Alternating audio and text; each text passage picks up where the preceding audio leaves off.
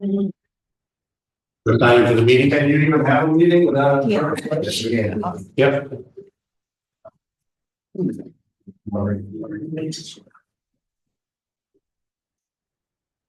Yeah, the attorney is contracted, so it's up to them whether they make conversation. We can't really call them to be here. Did you have to sign in your original? That's not the way you explain it. No? They can take all this out of our to happen. That's not speaking. Sign in for the solar moratorium. Do I need to sign in? If you want to speak on the solar moratorium. Oh. I'll put it up here. Here, minutes. Here. And we'll collect that in just a second. Agreement for the solar moratorium. You can sign in if you want, like to on the button. You're more than welcome to. Did the recording get started? Yes. 6 p.m. So we're going to go ahead and start the April 24th, 2025 meeting of the Advisory Planning Commission of Fountain County, Indiana. If you can all stand, pledge of allegiance.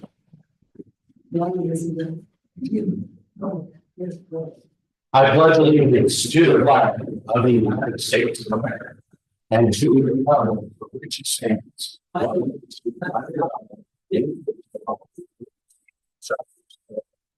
Thanks much. Review of the minutes, approval of the minutes from the March 27th meeting, 2025. Any questions? Anyone have a motion? I'll make a motion to approve the minutes. I'll second. Kevin makes a motion, Jessica makes the second. Any discussion?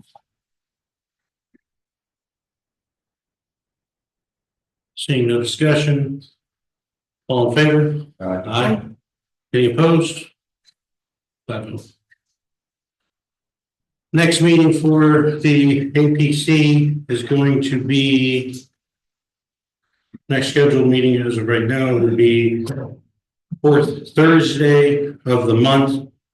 So typically we might look at it as being the last Thursday, so make sure everybody understands that it's the fourth Thursday that we meet. So it would be May 22nd. May 22nd. So we have another Thursday. If there are 5 Thursdays in May of 2025, but just be very clear that it's May 22nd at 6 p.m. on that.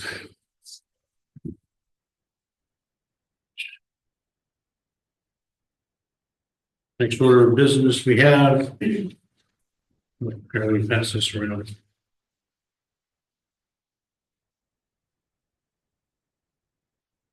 This is the minutes from last meeting. If you can sign on that. Next order of business, while that's going around, is the solar moratorium. We're starting the public hearing at 6:04 p.m. Solar moratorium has been published according to Indiana code on that and has been on that. So we will now open for public comment. First up we have here is Larry Schrock.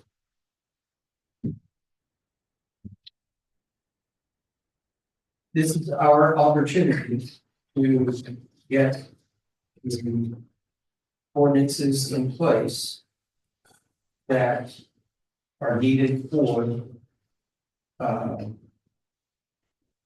protecting not only people's rights to do what they want in their land, but adjacent people also.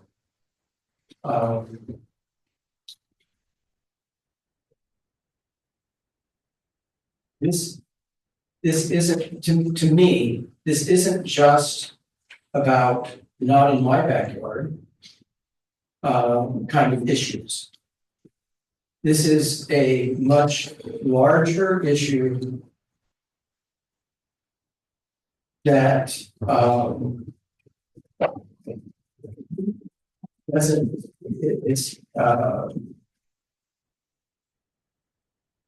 it will affect everybody.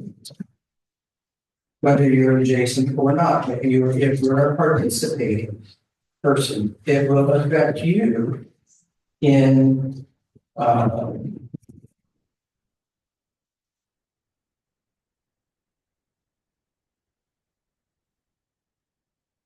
didn't prepare this very well, but let me go back.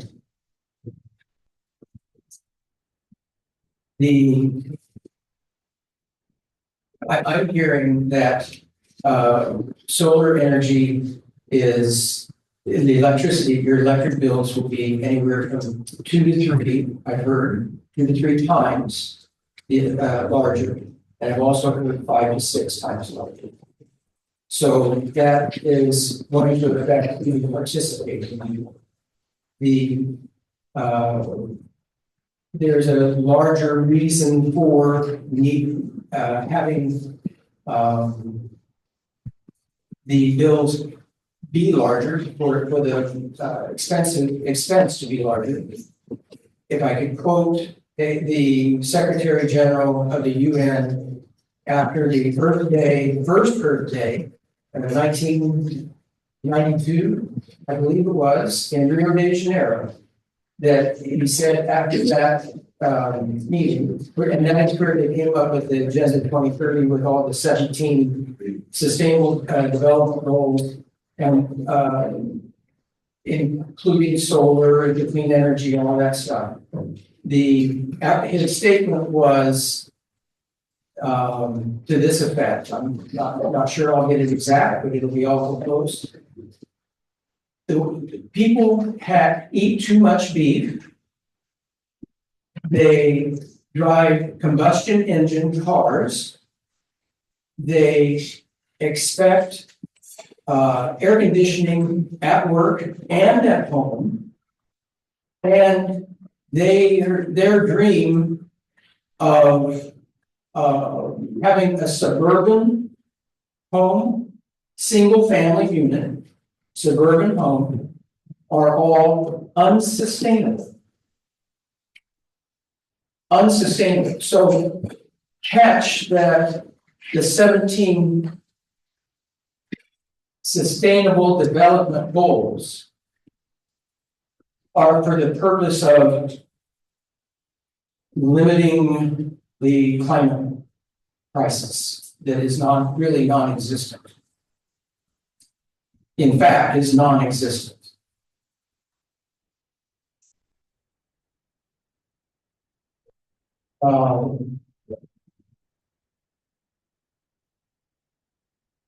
Those things that we enjoy.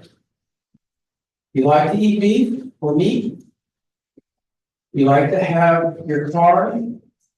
One of the things, your combustion car, one of the things that people during the floods, the Helene floods that came with Hurricane Helene in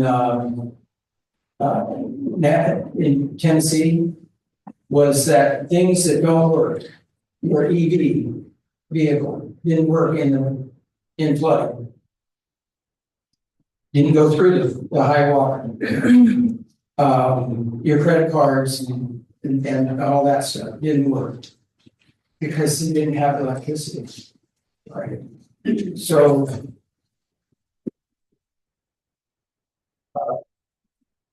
if you enjoy these, you enjoy the driving a car that works, that doesn't catch fire. You enjoy air conditioning at home. And you enjoy living in the country. They're trying to move everybody to a 15-minute city. Where are you headed on the solar one? We need to have this ordinance correct so that it doesn't limit our rights.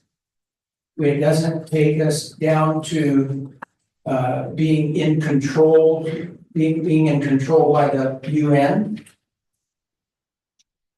what are you petitioning, what are you trying to state to the board? So I would like the board to put a moratorium so that we have the chance to get the ordinances correct. Thank you.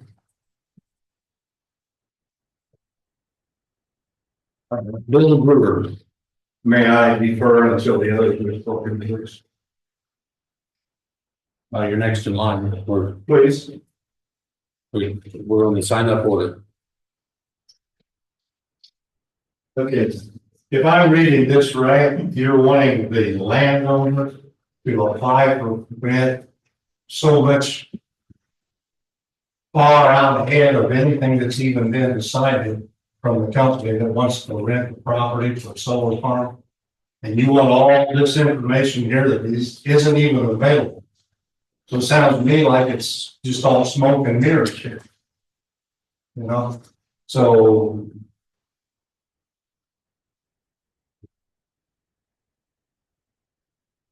this information is impossible to give you for. Are you talking about the draft ordinance? The new draft? What is this 9.06 CSES permit? Last question. The definition of everything on here that you have to do as a landowner. Am I gonna have to, if I want to change cash renters on my farm, am I gonna have to get a permit for that? It's the same draft. Exactly. So what we're talking on in the moratorium, what we're discussing, this is a moratorium on accepting applications for CSES is what we're discussing here. So for right now, the only thing that's up for debate is whether or not we're going to continue the moratorium. I think what you're looking at is the draft ordinance, and there will be a lot of other hearings and discussion to work through that. I don't think we're voting on the ordinance today, right? Just- Well, I don't think you can vote on anything without a permit. That's what we're discussing the solar. You can discuss it. You can't vote on We're it. discussing the solar moratorium. You're going out of bounds of what we're discussing. Correct. It's copied out of our ordinance 9.06. David. Sorry for the Jenkins, did I get that I correct? didn't write very good without cost. I'm not a pharmacist, so I don't know how to read doctor's writings.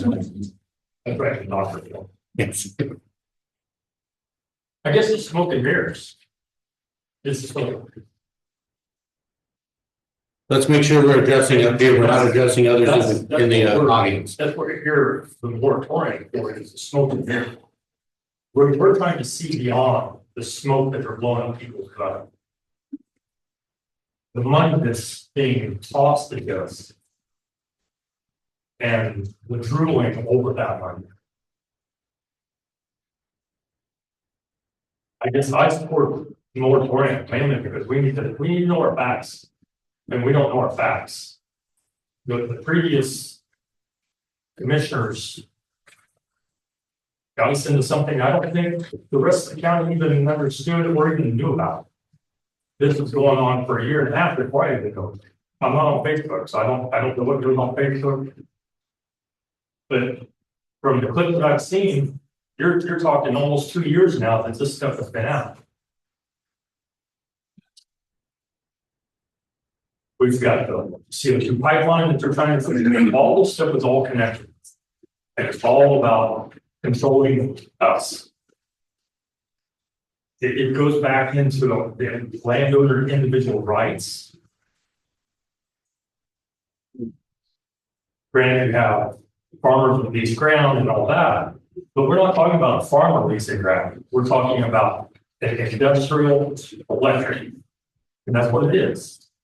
We're not taking a power plant and putting it on 1 acre. We're going to put it all over all the acres. And then at some point, you decide we need more solar because it doesn't produce enough. Well, you can't stack it. All you can do is spread it out. It's not like a power plant, you just add another turbine.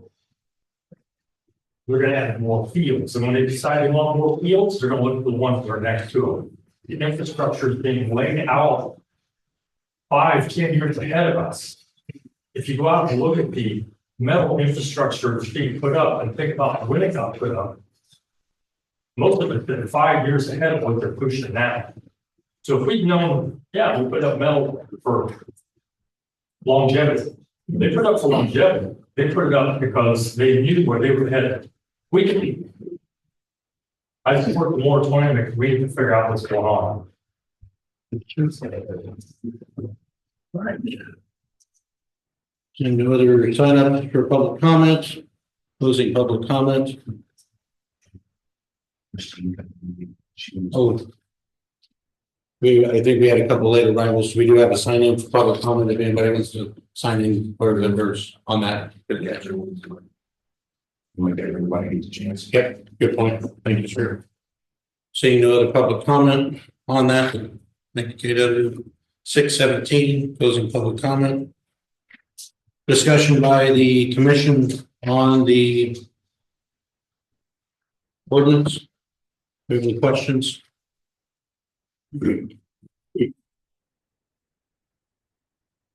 Or do we have a motion? I think we do a motion and then that, or if we have questions, we can't really discuss. So if there's like a question and a clarification question before we go into that, we can do that. My question would just be that, as far as I understand it, we're voting right now to extend the moratorium. Essentially, we're not voting on a whole new set of ordinances regarding solar. So the in the packet, so very good question. So in the packet, the change is provide the words that are underlined, provided however moratorium is hereby imposed on the filing and acceptance of any new application permits under this article. And this moratorium will commence upon the passing of this amendment and end on December 30th, 2026. That's the change, if you will. We're extending moratorium because we're in the midst of a process of looking at the comprehensive plan and looking at the solar ordinance on that, all of those combined. That is what is changing.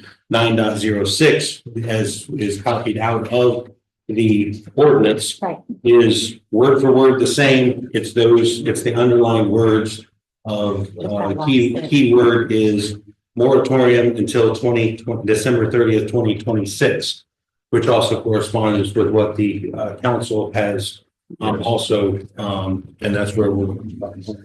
So we will recommend unfavorable, favorable, or no recommendation to the Board of Commissioners to send up to them as the saying goes.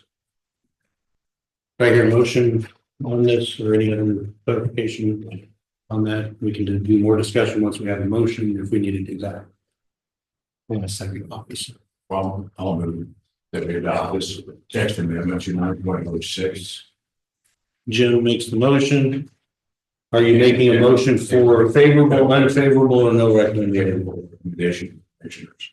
And the commissioners will take this up, I assume, prior to the expiration of the last moratorium, which expires on, I believe, June 3rd. So we've got at least 2 meetings to accomplish this. Right. So we have a motion for a favorable recommendation on this by Jim. Do I hear a second? I'll second. KW seconds. Any discussion?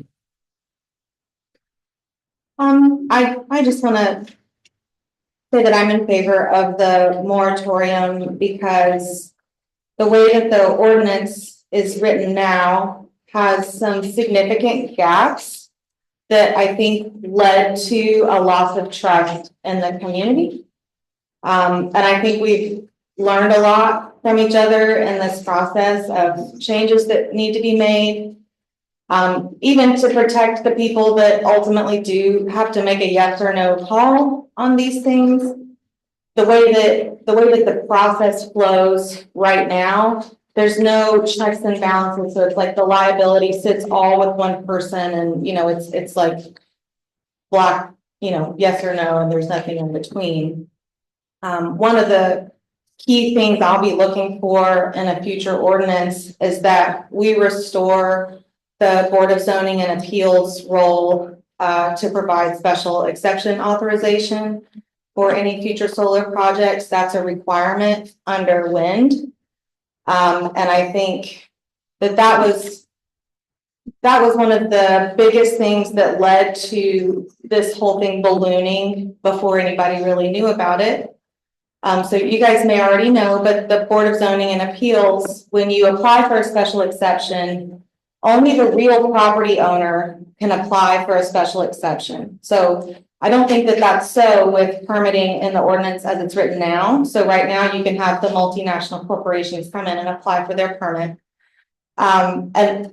But when you have real property owners coming in and applying for their special exception, then you have members of the community that notify their neighbors, because that's part of the special exception process. There's a hearing, and then the BZA is all appointees, so there's no elected officials there. It's just neighbors in front of neighbors making a case for why that project is an okay project for the community. And you wouldn't want to have to do that if you were building a pole barn, you know.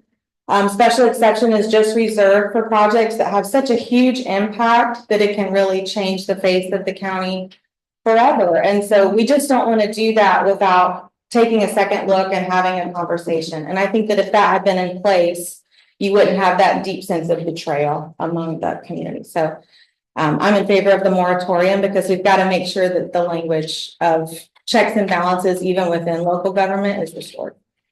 Any other discussion?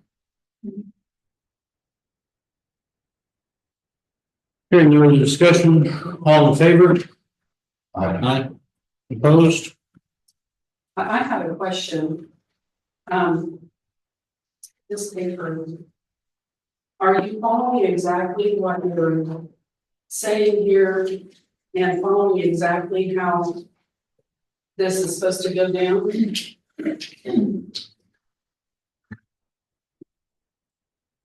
I'm not sure the paper, I apologize, let me get my spectacles on.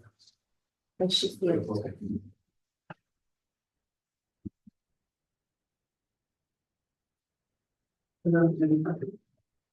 So you're only doing one section of this? You're only voting on this? Yes. Why aren't you doing the rest of it? Because that's what this is all about. Are we doing the Why rest as isn't all well? of it being addressed? It's a text amendment just to that one section. Okay, well, I guess I have a question in regards to the 15 days of receipt of an application for the permitting. Is that gonna allow the zoning administrator enough time to view everything in regards to that, or would it be better to have 45 days? Because what if he has to rely on, since it is just one person, what if he has to rely on waiting to get information back from something else? So your question, that is a 9.06, which is word for word out of the current ordinance.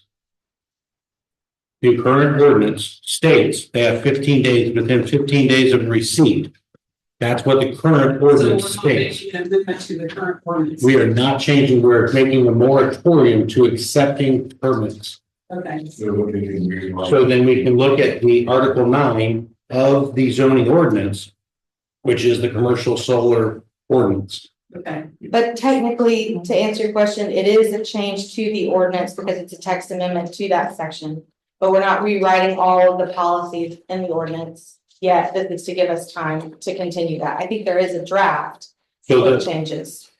so the proposed text amendment on page number, if this is 1, that's 2, if this is 3, then this would be 4. If you were to look at the official zoning ordinance, the underlined words are the addition that we are putting in. Provided, however, a moratorium is hereby imposed on the filing and acceptance of any new applications for permits under this article. And this moratorium will commence upon the passing of this amendment and end on December 30th, 2026. All other portions of Article 9 are left unchanged. Okay. Does that make sense? Yes. Okay, can I ask a question, since we're asking questions for them? You're saying that this ordinance right here is in effect, so I'm assuming you're talking about pole buildings and other kind of buildings? And No, I was just structures? referencing that that wouldn't be something that would need a special exception hearing, Hold on. but solar would. Hold on. This ordinance, though, what does it, if it's already in effect, what's it pertaining to, because we don't have some? What was your question? What does this ordinance 9.06 actually cover? 9.06. Needed for at this point. 9.06. Yeah, you said that, took it word for word right out of the ordinance. What does it cover? In the county ordinances, Article 9 is solar energy systems and facilities. Didn't you add that to make it part of this ordinance? No, I'll be clear again. This ordinance stands in this. The only addition that we added tonight in a recommendation to the commissioners is those words provided and onto it, the key words being a moratorium on accepting new applications underneath the solar ordinance. It commences upon the passage of it, which is from the commissioners, and it ends on December 30th, 2026. I understand what you're saying. Don't get me wrong here. Here is the ordinance. We have the ordinance right here, the Fountain County zoning ordinance.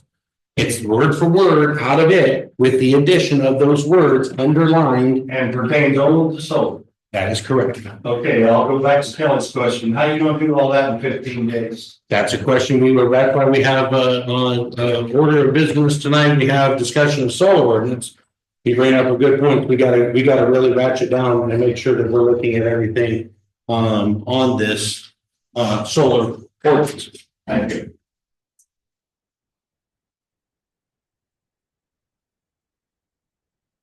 Hearing for the I got a question. I just want to make sure we don't have to do a roll call vote.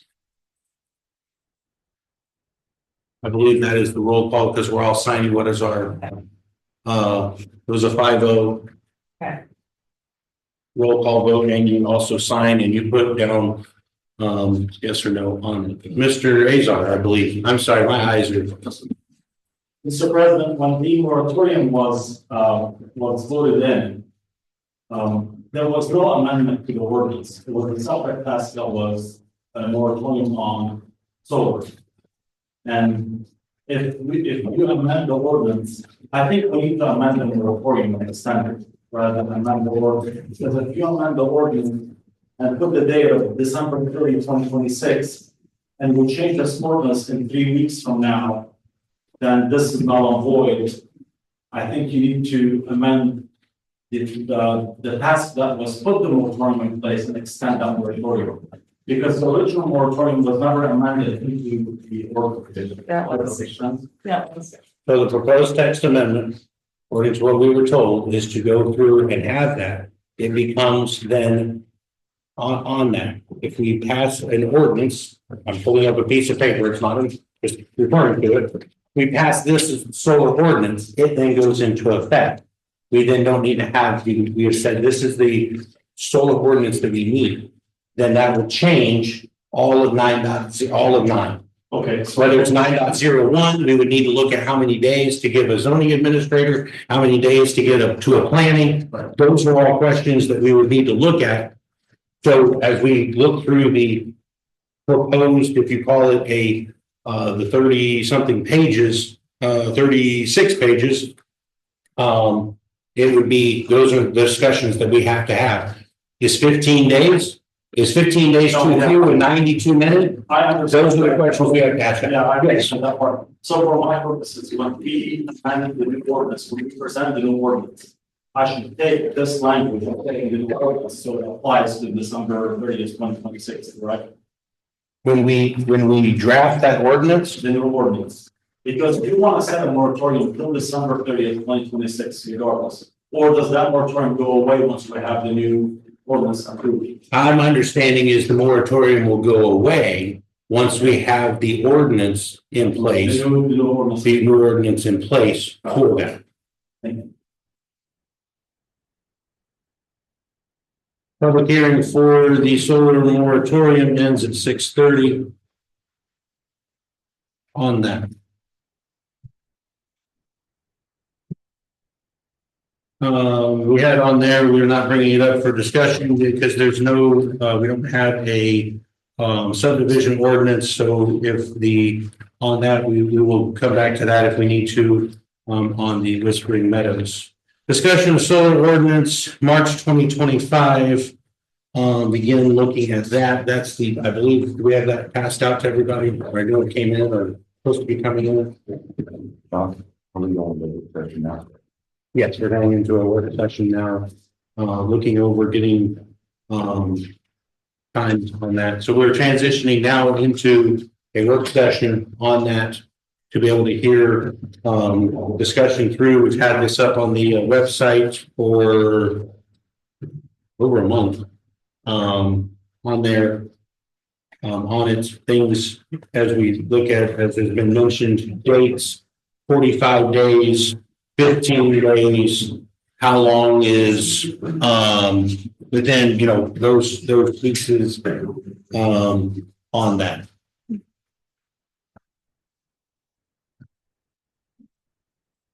So as we enter into a work session, we do have some that are, and we can continue the work session on, as the advisory planning commission, but for instance, Mr. Rice has to go and continue planting, because I heard there's supposed to be rain as of 2 a.m. or something to that effect.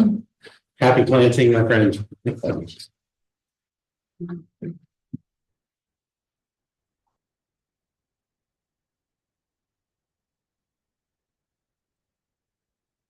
A couple things on this as we start looking at the,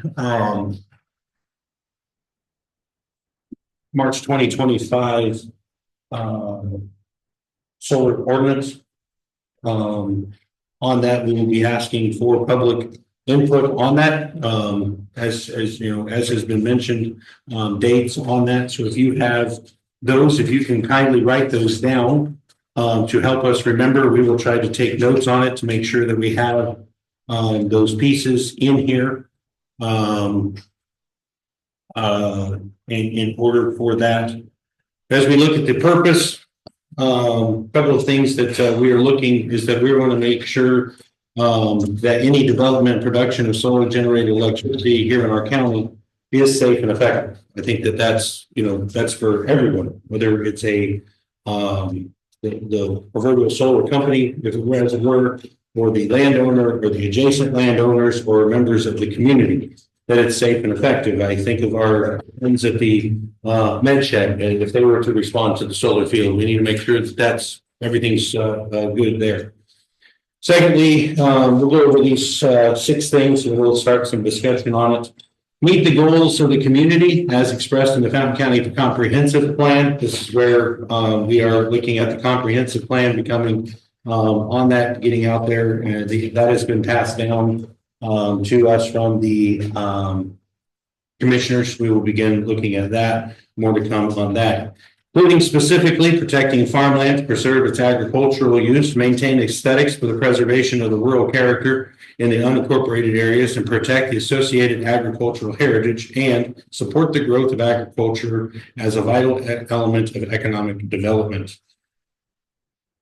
Encourage use of industrial rooftops and non-productive land to protect prime farmland, so you can have those pieces there.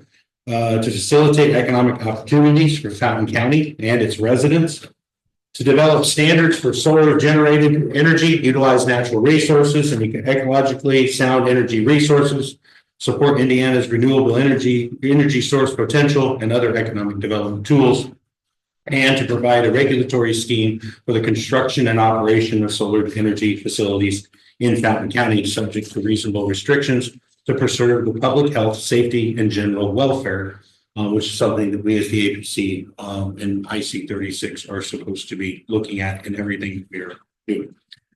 Questions, comments so far over letter A?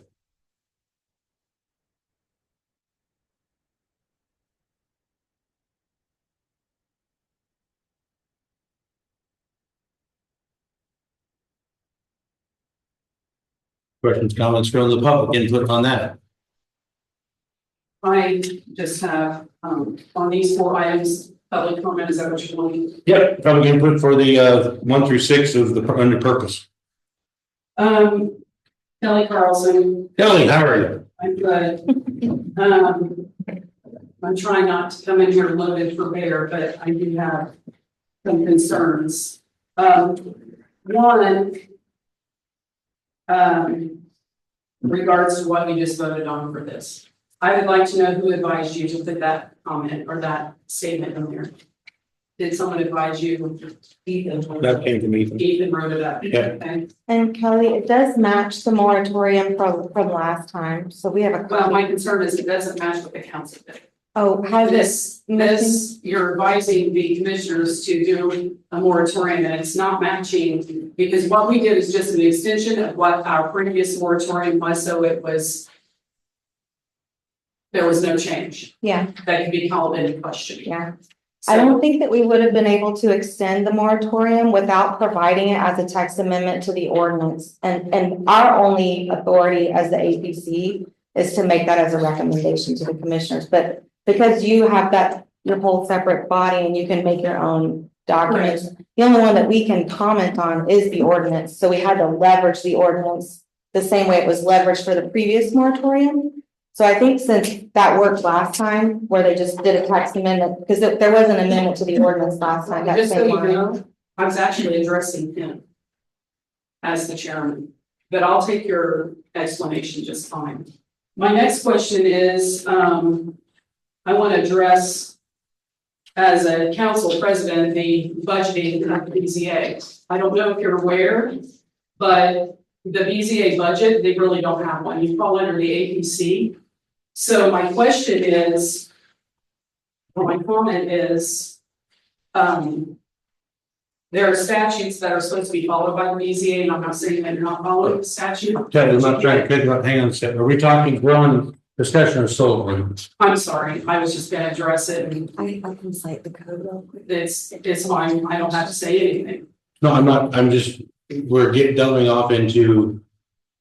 It sounds like we're not discussing. Well, she brought up the BZA during an APC meeting, so I thought it would be okay to address it. Okay. Go ahead. I mean, if you would like for me not to, I can do that. Can we wait till public comment? Sure, Let's do that so we can, okay, I mean, did that, I think, but so we can stick on the solar ordinance, I think would help out. you got it.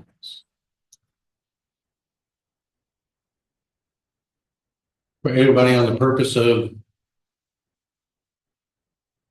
So as we look through the B, or is there any more comment on the purpose under the solar ordinance, March 2025?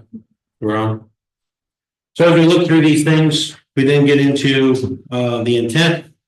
I'm not going to continue reading all of this. This just does, I'm going to highlight some things. We all can be able to read this. These are things from the American Planning Association, as you can see in the end of the first sentence. The ordinance embraces the spirit of the following statement from the American Planning Association. Solar facilities can be appropriately located in areas where they are difficult to detect. The prior use of the land has been marginal, and there is no designated future use specified, such as not in growth areas, not on prime farmland, not near recreation or historic areas. A solar facility located by itself in a rural area, close to major transmission lines, not prominently visible from public rights of way or adjacent properties, and not located in growth areas on prime farmland or near cultural, historic, or recreational sites may be an acceptable land use with a beneficial impact on the community. So that would be something that we, as we're looking on that. Systems governed by this ordinance fit into one of four systems. We're on page number 2, second paragraph in. Their systems governed gives the definitions of these. I don't have with me, I was trying to find, someone had given me, I don't remember if they gave it verbally, but there was some question on this. So if somebody is watching this or is here, what the size of these are, there was a question on that. There was one, I don't remember. So any questions over B?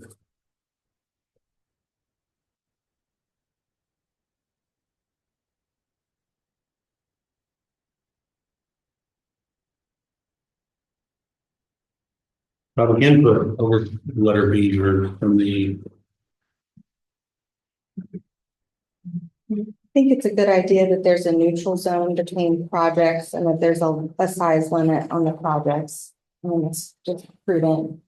And I think those numbers are good too. You're talking in the 1, 2, 3 no unique SES project, it says exceed 300. And a 3 mile neutral zone is required. Yeah, yep.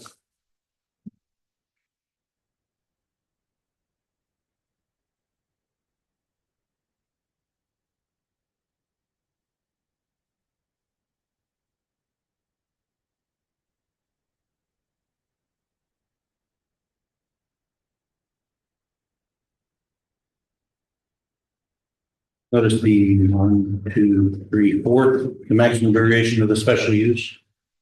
They're on the, shall be 30 years. And the permit shall not expire, shall not be extended. I think we might have to change that to special exception.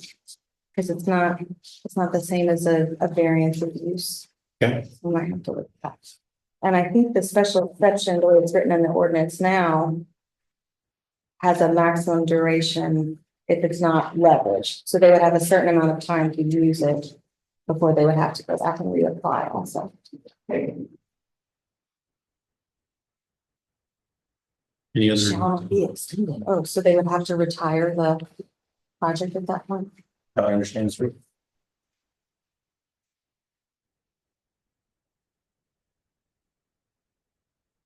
Definitions in C. Yep. Question on that then. So if there is a limit on the time that it could be used. That land could be used for a solar project, CSES. Then it wouldn't be able to be put into, let's say, it's called, Like a permanent state, I'm sorry, not be able to be put into a permanent state? Is that what Correct. you- yeah, permanent, and that's, they're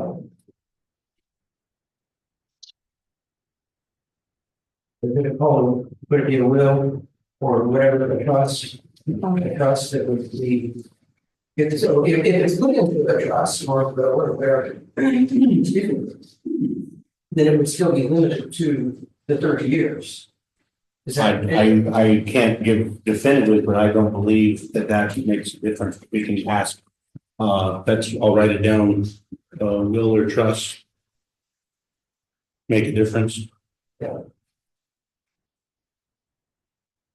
It would seem from. Doesn't seem like it makes a car out of it would be, but I'm Correct. not trying to give a. Nice, speak to that. I Yeah. did read something on special use, which is also called a conditional permit. They don't transfer from one landowner to the other. So, you know, if you were to allow the use of solar on ag and the current owner would sell it or it would move to someone else, they would have to ask for a special use to be granted.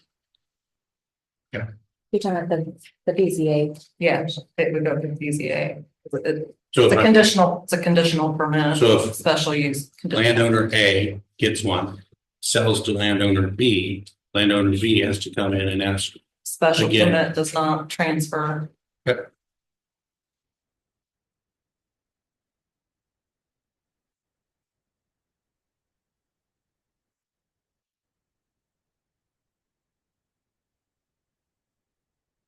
Definitions, C.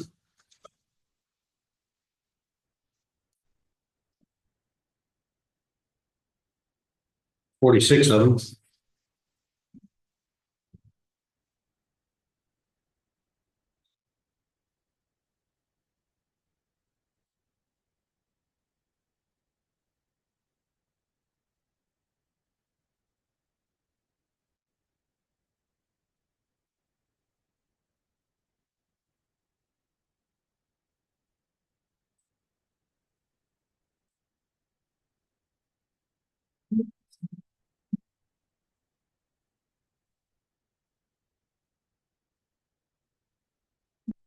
Questions over C?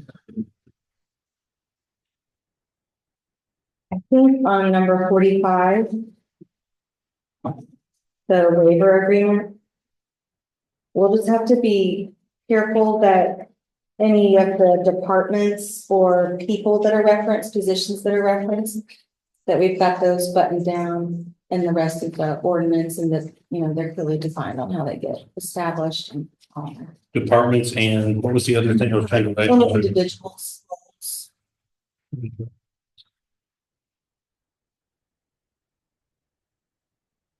We just have some cross-linking issues right now in the ordinance across sections, so.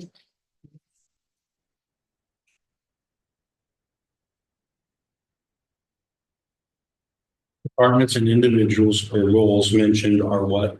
We need to make sure they're connected to the other parts of the ordinance. So like if it references the planning department, we need to know specifically like what that would be connected to.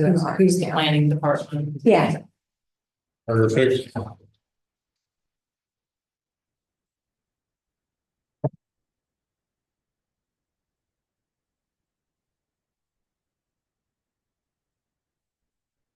Public input. And let me be, so here as we embark on how we're doing this, this is not the public comment when we bring this up as a actual ordinance. This is us getting public comment. This is that back and forth of make great transparency. You guys are involved, we're involved. You guys are involved, we're involved. It's going back and forth on this. So don't misunderstand that there's going to be, we still have to have a public hearing on it with the public comment has to be published and on this. So, but also understand we're asking for input now on this, several opportunities of input. So just for that. You are asking for public comment right now on that? I've said, I think 3 times now I have, yes, sir. All right, well, I want to make sure. There's an article put out, Loyola University, a study on large scale solar, published in 2024. Right? You can find that online. I made copies and I gave it to every one of the county council members. I asked in the last meeting how many of them read it, and one person, raised their hand. It gives you a lot of really good information. Do you have that to submit today? Pardon me? Do you have that to submit today? You can make a copy of this if you'd like. I have it right here. I don't have a copy machine, but yeah. okay, we can get that. Okay. I would also like to say, it seems like we got a one-way street here. And nobody's, look at Warren County, why is nobody complaining about it up there? And they even have windows. They're loving the tax dollars that are coming into this community. Their school is fantastic. They're spending millions of dollars. Their taxes are lower. Their roads are better. It's not all negative like the conspiracy theorists here would like you to say. There are, and we don't have money to burn in this county. You- I remember correctly, we used this draft from the Warren County solar ordinance. I'm not talking about elements. I'm talking about the benefits of solar.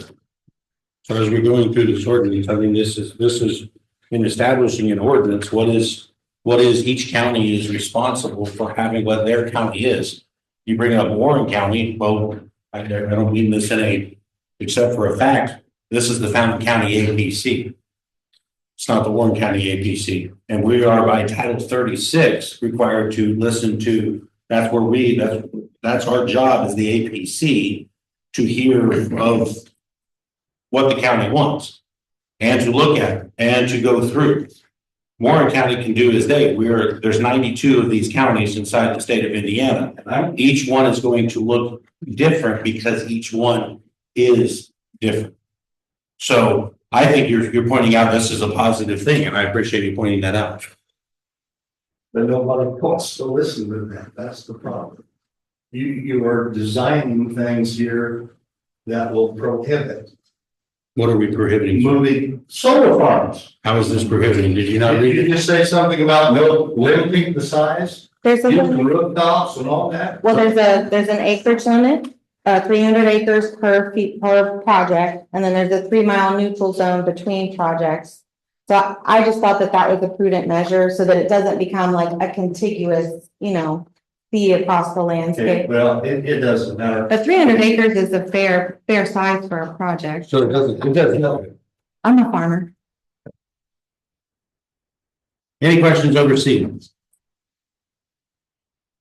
sure you have a question. Yes, ma'am. Okay, Ms. what Burke. are you looking at? I printed off from southcounty.net. The proposed, I think it is, it's like 51 pages. And I have some questions on it, do I need to, and then what did you just hand out? She may be What do you looking at think? Rogers. Say that one more time, ma'am. I'm sorry. Are you looking at the, I can give them one. The one we're referencing is dated on the website. It we may look different. We can get this. We see on this.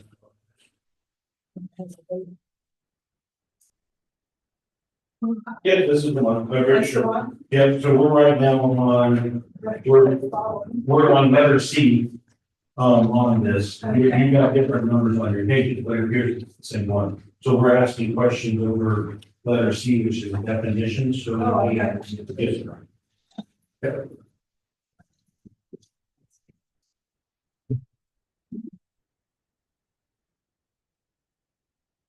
I was gonna put it up on the TV, but I can't record and put it on the TV at the same time.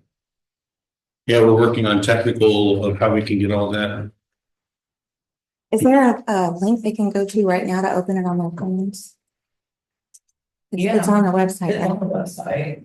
So if you want to look, if you want to follow along, you can go to the Fountain County website. And what would they click when they get there? Under departments or something like that, zoning Yeah, you and. go to departments, planning and zoning. Um,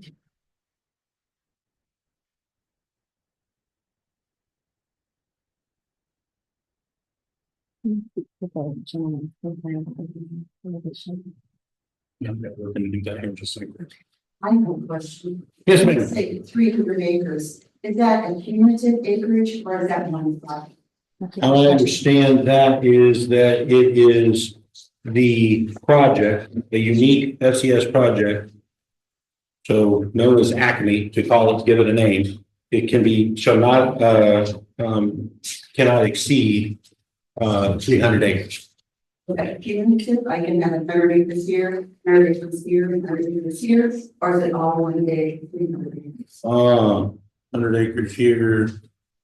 That's a good question. It says either singly or as a combination of contiguous parcels. It does look like any required buffers are included in that too. So you'd have to count the buffers. So I think both. That's what it sounds like to me.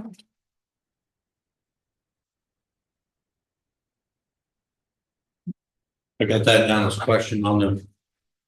Appreciate that. D, applicability. What this ordinance does, it governs the siting, development, operation, rehabilitation, decommissioning, restoration, etc. I'm not going to insult your intelligence or assault your ears with my illustrative voice. You can look at that in letter D. Any questions over question letter D?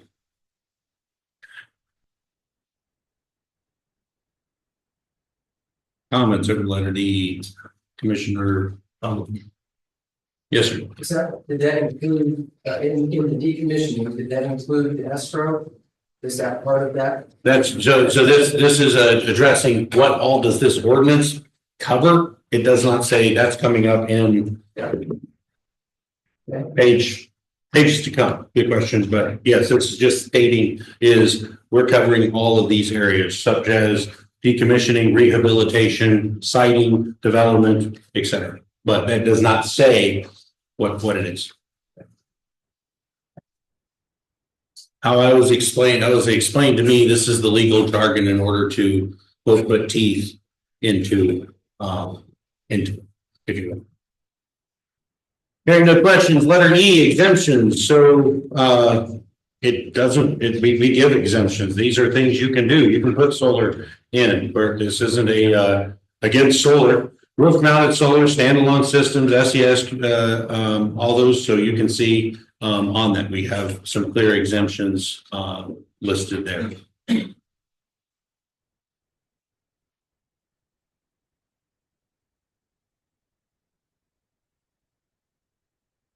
Questions on that?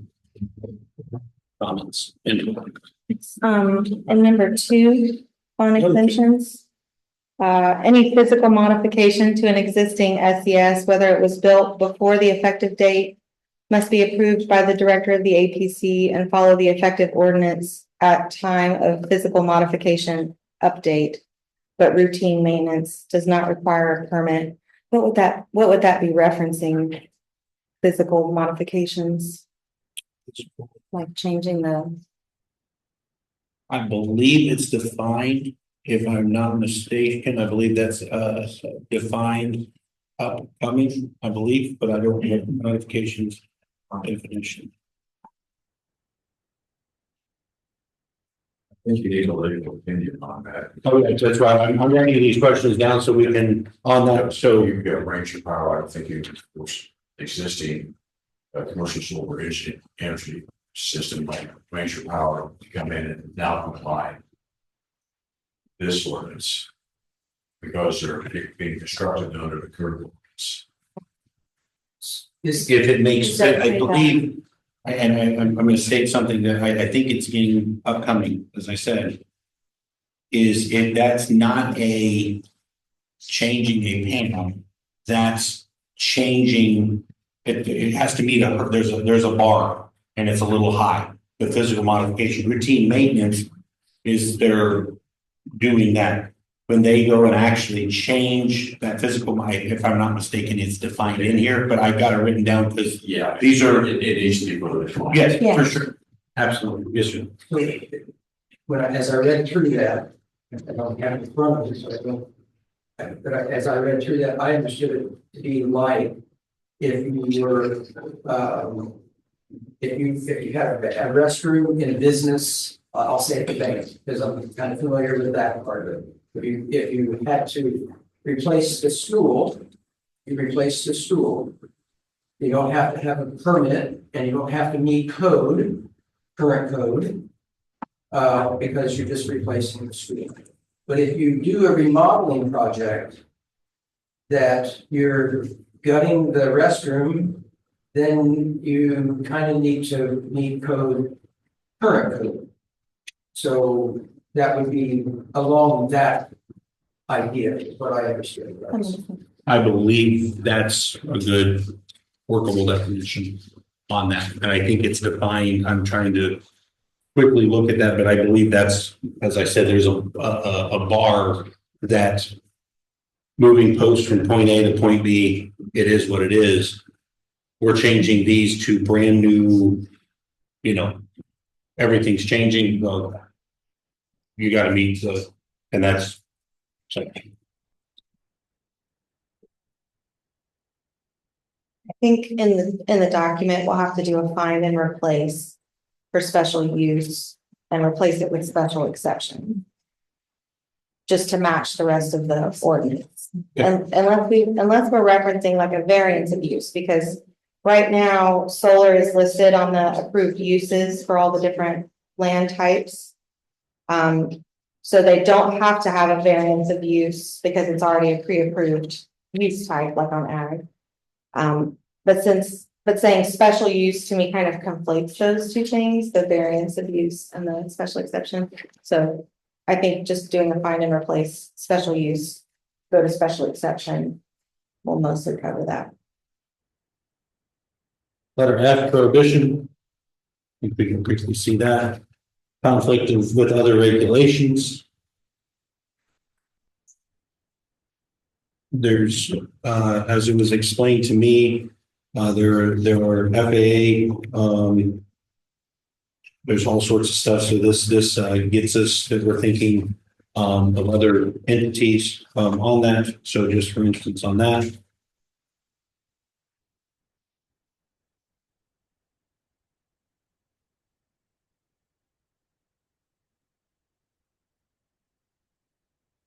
questions over F and G, and then I could put those together since they're so short.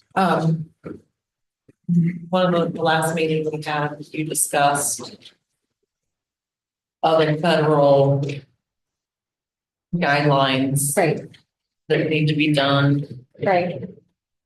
You thought it might be better for them to be done before the permit's approved. Yeah, I might wanna hear what Roger thinks on that, because I know that Roger has high standards and wants people to, he's very familiar with all the other laws that they need to be complying with. But because it doesn't mention them in our ordinance, if he were to ask them, like for their NEPA or whatever else, or, any water assessment that they had done, I think that they would be able to say, well, we don't owe you that because it's not in your ordinance. We don't have to do that. Even though we know that they will comply with those, it would still be great information for decision makers to be able to see any of that groundwork that had been done. Especially if dollars have already started to be spent. A lot of times with the federal laws, you have to have a nexus for spending before it gets triggered. So to me, if they're already spending dollars, then it's likely that they've taken care of at least. And if they didn't do a NEPA, say for this site, maybe we ask for like a comparable NEPA so that he can see what those impacts are gonna be, with the. You're making sense. That will be under the environmental section. And then one thing I'm not sure about, and I can check with EPA whether a national pollution discharge elimination system permit is required. Okay, When you have concentrated flow and it's commercial facility, most commercial facilities are required to produce an APC permit. I really am not sure about that, but that's something we can look into. I can contact the PA and get guidance on that. and am I correct that right now, because the ordinance doesn't mention any of the other laws, you can't really compel them to share that with you? Yeah. So that's. The way the ordinance is written, you can request it. And if they are good team members, they would say, yes, we'll provide it to you. If they are not, we can tell you it's not in our ordinance. Yeah. So just giving whoever's the decision maker as much leverage as possible to get all of that information. Yeah. So maybe if there's other laws that we're not thinking of, let us know. I can take a look at this. I've never seen this honestly before. It's the first time I've seen this. So I can look into it and see what I think something is. Yeah, we just don't want to kneecap our locals when we know that the corporation's gonna have to meet those other obligations. So good question. So, question? Yep. Is that the issue now with, Dolphin? That some of those technical questions that you asked for, technical reports that you asked for in your letter to them, your email to them, that it wasn't required in the, Dolphin has not pushed back on saying it's not required, we're not providing it. Dolphin said, thank you for your comments, we'll address them. that's not the letter of What we're discussing tonight is the solar ordinance. Yeah, We're circling in things, but we need to stay on the track of. I'm hoping to connect it in that those, as she's saying, those things that we don't have in our current does not appear to be here either. So is that, It might be. are those the things, is it that type of thing that you asked for that we need to have in the current? Is that what you're saying? Yeah. Okay, You have to come up with a list of requirements that the county would like to see. And you gotta put them specifically in the ordinance spelled out. Otherwise, if it's not required, you know. That's just short and sweet. way. it's not mentioned in the ordinance. It's not expected. All right. It may not be best engineering practices. But if it's not listed in the ordinance, why would they provide it? They can say it's not in the ordinance. Right. Okay, So that's where we're writing down, and that's why we're having this. right. So we have it. So. That is correct. F and G, any other comments, questions? Input? H?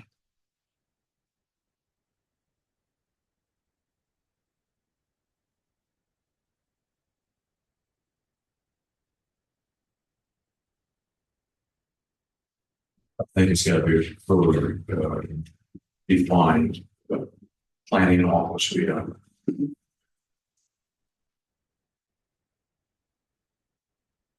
Again, this is where any changes into special use Mhm. as far as those permits. I mean, Okay. I don't think it would be bad for it to be both, because if you set it up as a pre-approved use for that type of ground, then you just remove another layer of checks and balances within the community. So I don't think that it would be unreasonable to say that they need to apply for a variance of use and a special exception. But one may preclude the other. I would have to check.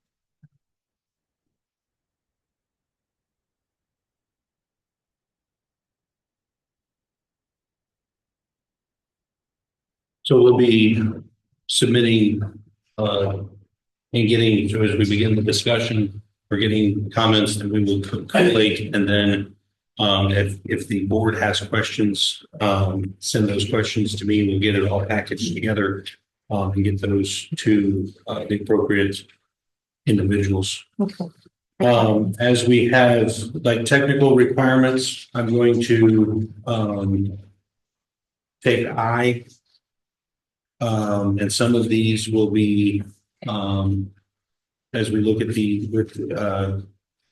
we're working through this. This is a work in progress. Technical requirements, as we submit them to the county engineer. These are things that we have seen, but then as we see more from the county engineer, specifically, I'm thinking is like one, the slope, all of these through page number 10 on ours, the ground mounted NC SES. We'll let Roger look at this interconnection, make sure that we have, and let number 5, small letter V on the page number 11, utility interconnection. That was one area I was thinking about as we were discussing is conflict with other regulations. Make sure that we have this shored up, and as best as you can, Roger, if you know of a rule that they may have to meet, let's delineate it out. So then that way we have, because if I understand correctly, what I'm thinking of is the safety aspect. For instance, I'm an amateur radio operator. When you have your main coax, it's big. When it's your little coax, when you're going down the line. So we need to make sure that the hookups are correct. So as you look through these things, I'm just using as for instance, not putting more weight on that. On page 11, it's under little I, 3 I's, number 4. Ground mounted NC SES CSSES shall not be placed within any legal easement or right of way or with any stormwater conveyance, etc. It connects in with the county drainage board. If you can also, I'm just not trying to make these are more important than something else. I'm just saying these are things that I think that we need to be making sure we make as this conversation has gone. I do have a question for Roger. Yep. Something I've been reading, they reference fire suppression systems on the solar farms. The 2 that are going in Fountain County, do they have that or not? No, So that's why we have, crash gates or fire department basically for those systems. I know a lot of counties are moving to requiring fire suppression systems, so that's something that we should probably, We can add anything you guys want. If I mean, I know it's a big deal right now with all the fires that are happening, they're really pushing it. Yeah, as it stands today, we have nothing in our ordinance, and part of the engineering review was to request a crash gate installed with a Knox box, so the fire department can either access through the gate or crash the gate without having full fire suppression. I know the emergency response has limited ability to get into some of those, and they probably shouldn't. So it really depends on what the county wants to see in those, because honestly, even with the crash gate. I don't know how a fire truck. how are they gonna fight the fire? You know, if it's a large scale. I feel better with there being a fire suppression systems and It's not gonna go in there. You know that, right? No, I'm not on that. Would you repeat that? The fire department's not gonna go crashing through there to put out a fire. You got electricity and water. What do you think happens? There's foam suppression system. I know that. My husband's on the fire department.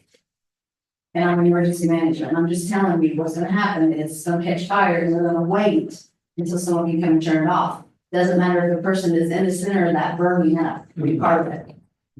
So you're talking stuff that people don't realize. So we need that suppression. As opposed to waiting for them to be able to get it shut off. well, the fire suppression, the way I understand it, it's like an encapsulated thing, and the fire breaks out inside it, and it's got the foam that basically suffocates the fire and prevents it from spreading to the next module. So having in, as we consider back to public health, safety and general welfare, it's not just the, homeowners adjacent, it's also our firefighters. You know, you mentioned one a minute ago. So, we can have, as we have future meetings on this, it sounds like we need to get,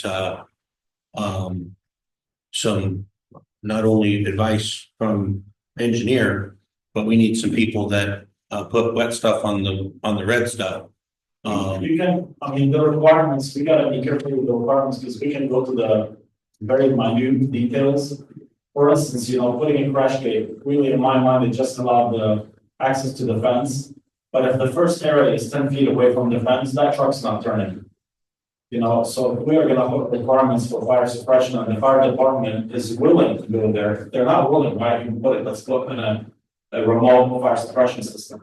If the fire department is willing to go in there, then we need to have a path with turning radii that allow a truck to get in there and come back out. Right, so I think that's why you need to have all the fire departments telling you if they're gonna go in or not. Because if there's a EV vehicle on 74 on fire, do you know what they're having us get? Blankets. And so then you put the blanket over that, you smother it, and it usually has to sit there 2 days. So how many blankets are we gonna have? Because then another fire happens, and then I know Warren County was looking into those fire blankets. So I'm just saying, you need to talk to the fire departments. Oh, that's Way okay. more than. Yeah, these are the discussions of that we have to spur. Right. For, as was mentioned, it's slipping my mind, somebody mentioned upcoming things that are coming. We Yeah, have to discuss yeah, these 4 areas: health, safety, welfare. right. We have to discuss those.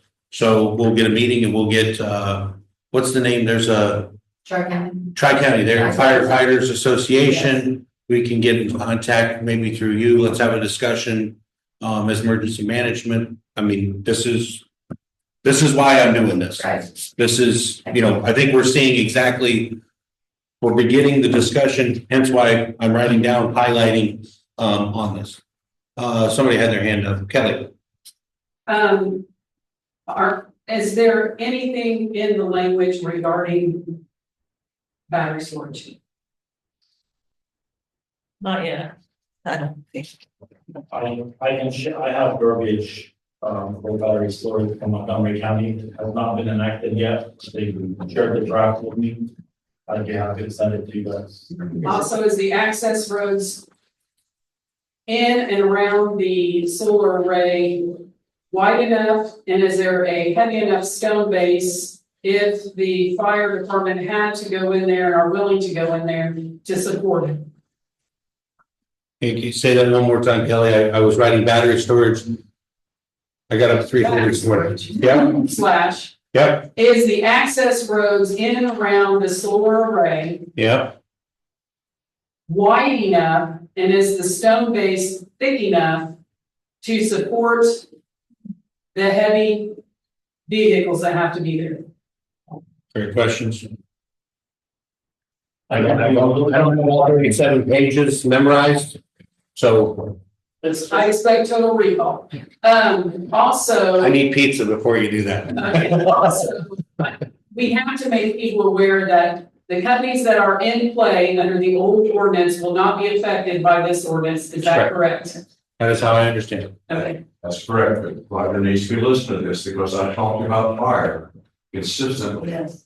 Consistently, I talked about fire, and if you can set the entire northern part of the county on fire with all solar poles. Mr. McKee, there is nothing I can do, we can change it in the ordinance. But like right now, our ordinance doesn't have any fire requirements. No, but I'm saying is what they're gonna do in terms of the planting of a highly flammable, buffer zone. That use, with that buffer zone, the entire northern part of the county can go up in flames, especially when it's dry or it's in the fall. With all those highly flammable trees they want to plant, it's just, it'll go like that. You're talking about the pine trees. Yeah. We explained. Yeah, absolutely. So the question, what he mentioned, he's got. Hold on a second, we've had more people raise their hands. Mr. Brewer. I have a technical question about the battery thing, and can I direct it to Roger since he knows the answer? Okay. Okay, I'll direct the question to you and let him answer. Okay. Is it only the battery storage units that have fire capability? And is it, for the big? Your question is it just the battery storage? The question is, what I have seen and heard, and I don't know any of it to be the truth. The ones that have the problem are the separate buildings that are all somewhere that has a battery storage in them. Okay. That's where the phone comes in. When those go on fire, then the phone puts the fire on. I don't know if a non-battery storage solar farm can even catch on fire. Can you answer that question? I'm unaware of certain situations like that, but you're dealing with electricity. If you have a short, you have a spark, you could have a fire, anything is possible, but I'm not aware of any requirements for remote fire suppression on the panels themselves. So that's why we would be looking at, that's why I wrote down, on that, getting experts, in that. I think that is because we need to make sure that we fire suppress for battery storage. But if a fire were to start because of electricity and a spark and it's a grass fire, to me it's still fire, but. Yeah, so if there is no battery storage, you need separate requirements for that. Inverters are not also catch on fire. So in Indiana, It's awesome. we have a law by the state that anytime after June 30th, 2023, any new utility scale battery storage requires prior approval from IDHS, which I'm assuming is Department of Homeland Security. Indiana Department of Homeland Security. So they have other fire regulations that they are subject to outside of the county ordinance. Jessica, that's when you put a building up, you have to submit a release to IDHS and they review it. And one of the things they do, they review the use of the building, the size of the building and whether it needs fire suppression or not. So that's what you are referring to. So putting a building up that is for commercial use, you don't just come to the county and apply for a permit. You have to go through the Indiana State Department of Homeland Security to get that permit. And it looks like they have some pretty strict rules on commercial battery storage. So that makes sense because the batteries, I'm sure, are a huge ignition source.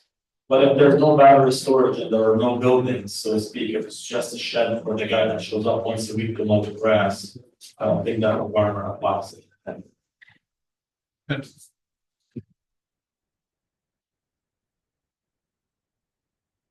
Kelly kind of brought it, what I was thinking about my battery storage a little bit, but as far as containment, because if those during night, they burn the temperature that's gonna compromise.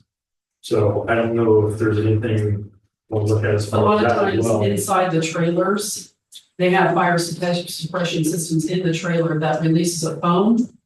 And then once the fire is extinguished, they hook onto that trailer and pull it out. And then comes a new one. That's usually how it's done. It does also say that, the Indiana State Electrical Code and the National Electrical Code for solar panels use the 120% rule. That they have fire safety mandates, including clear roof pathways and the use of non-combustible or fire retardant materials for solar panels and any supporting structures.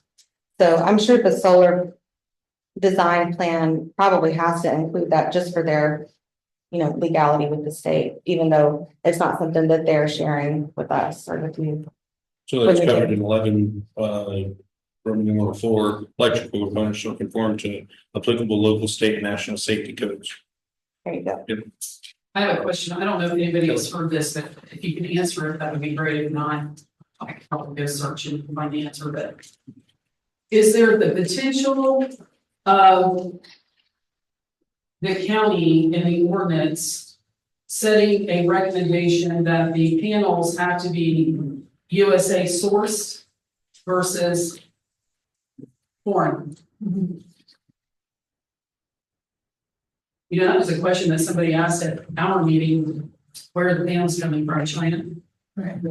I think that would be, without adding it here, that would be a decision that's left up to the corporation putting in the project, but maybe it's something that we should consider adding. Is that what you were thinking? No, I was just curious, is it, going through this process, have you guys ever read that anywhere else? I don't believe that it's in this, but I wrote it down. I have read they're looking into it, some of them are looking into it. I know that there's discussion that there is discussion at the national level that it would be a national requirement. So then that would Trickle down. obviously trickle to us. But I mean, they may not want to buy them from a foreign country right now anyway, but might be a little cost prohibitive. page number 11, the bottom of page number 11, and into page number 12. Talks about the glare and the color finishing glare.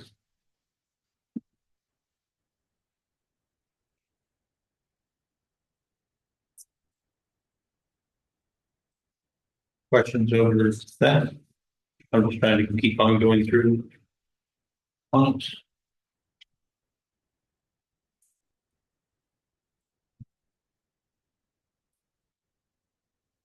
Who's exactly with the right of things? That's one of those that will have to connect. That's going to be our connection of getting all this into, when did I write it down? Departments and individuals from the waiver agreement on page 7. We're gonna go through and get these. Who is this? Who is that? And delineate out for them.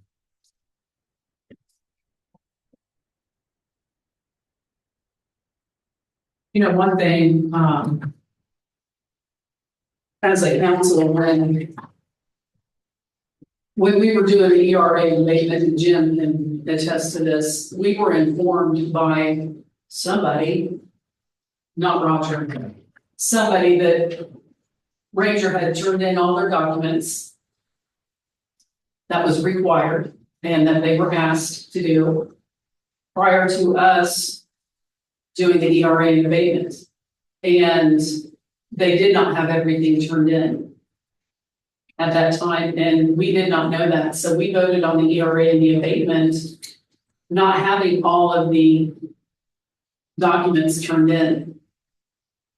And as council members, we would like some language written in there that in regards to all documents have to be turned in and completed and turned in prior to an ERA and abatement request being submitted before the council. Yes, we're under moratorium, but when that moratorium expires or is lifted, we would just like to know that everything is done. Okay. We would like that assurance. Let's work on, language on that. I put down all documents for ERA.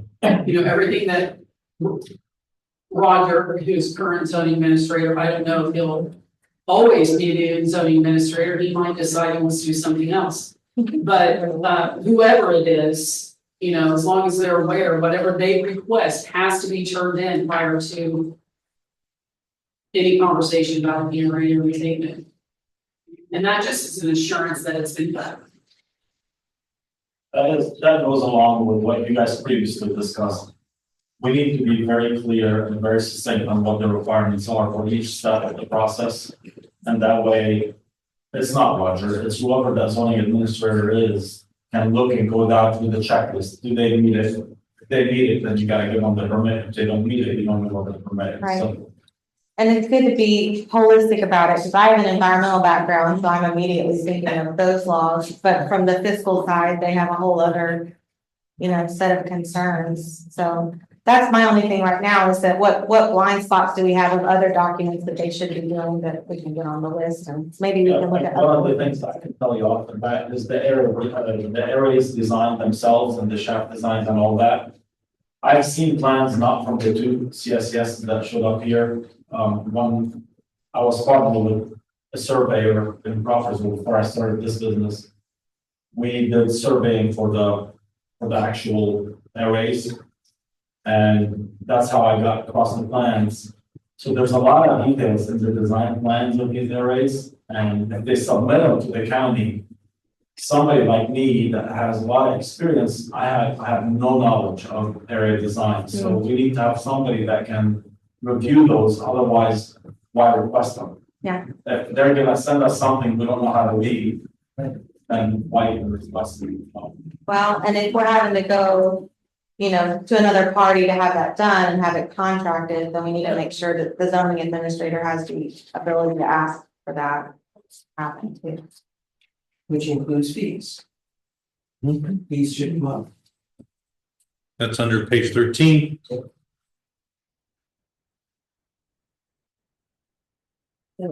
I guess the way I would write that note would be, make sure that the zoning administrator can request third-party review of any technical aspects that they. Well, it should fall under like a technical review. You should be able to get whatever, you know, Whatever person contractor to he needs do to it, to do it.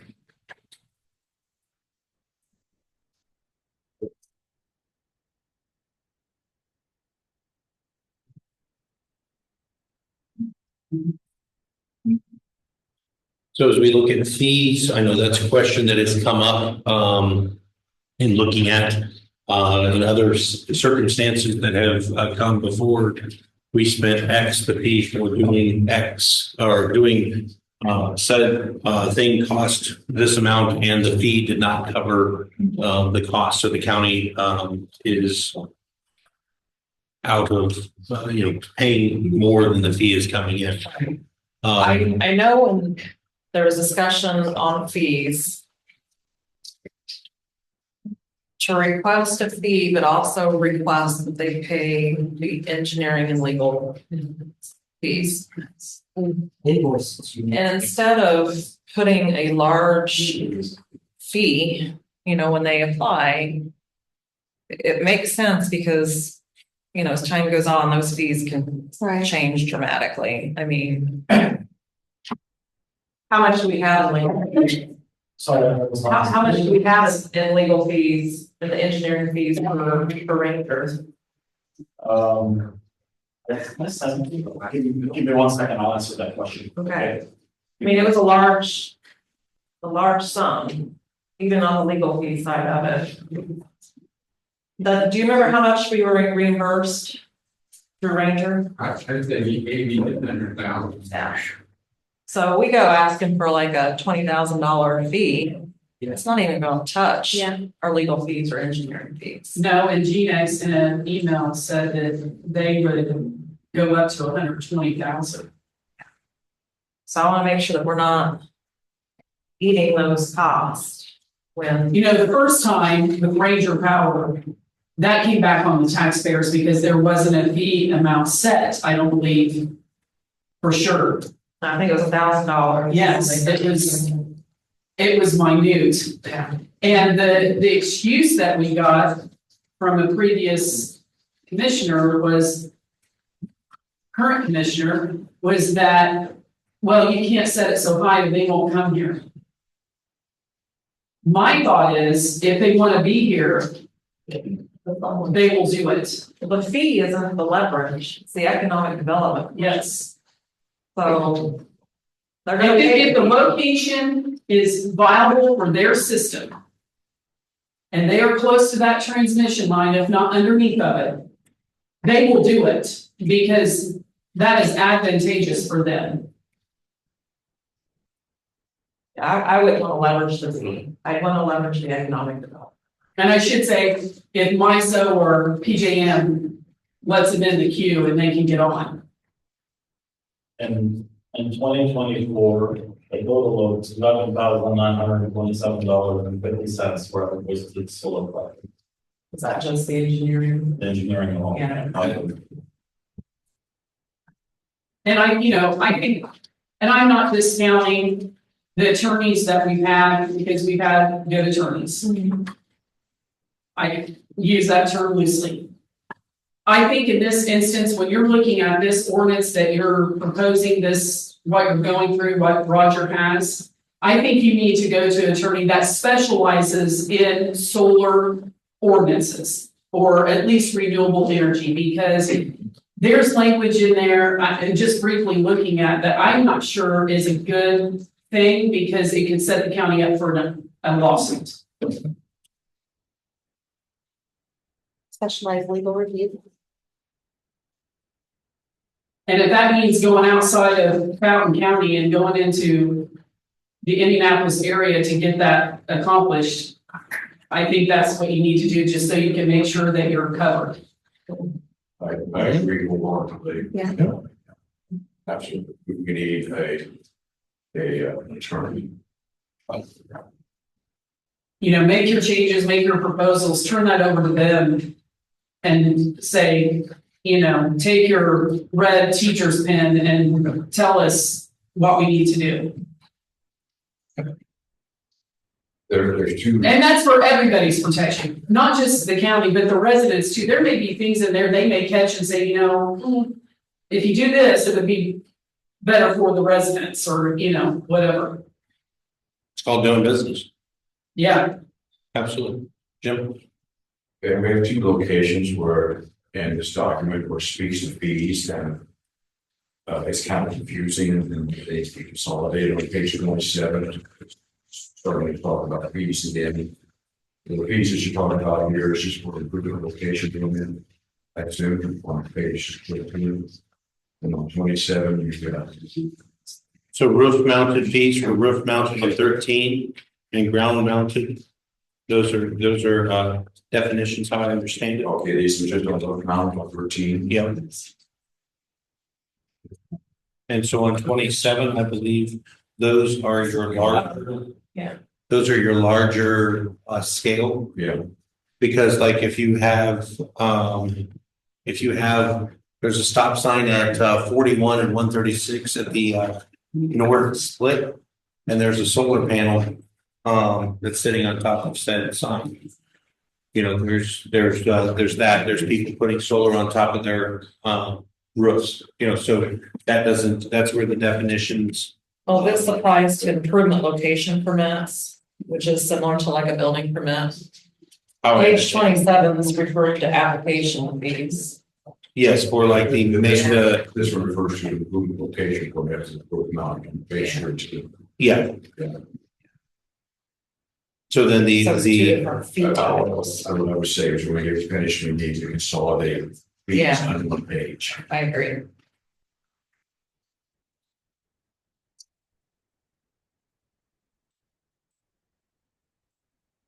all the fees.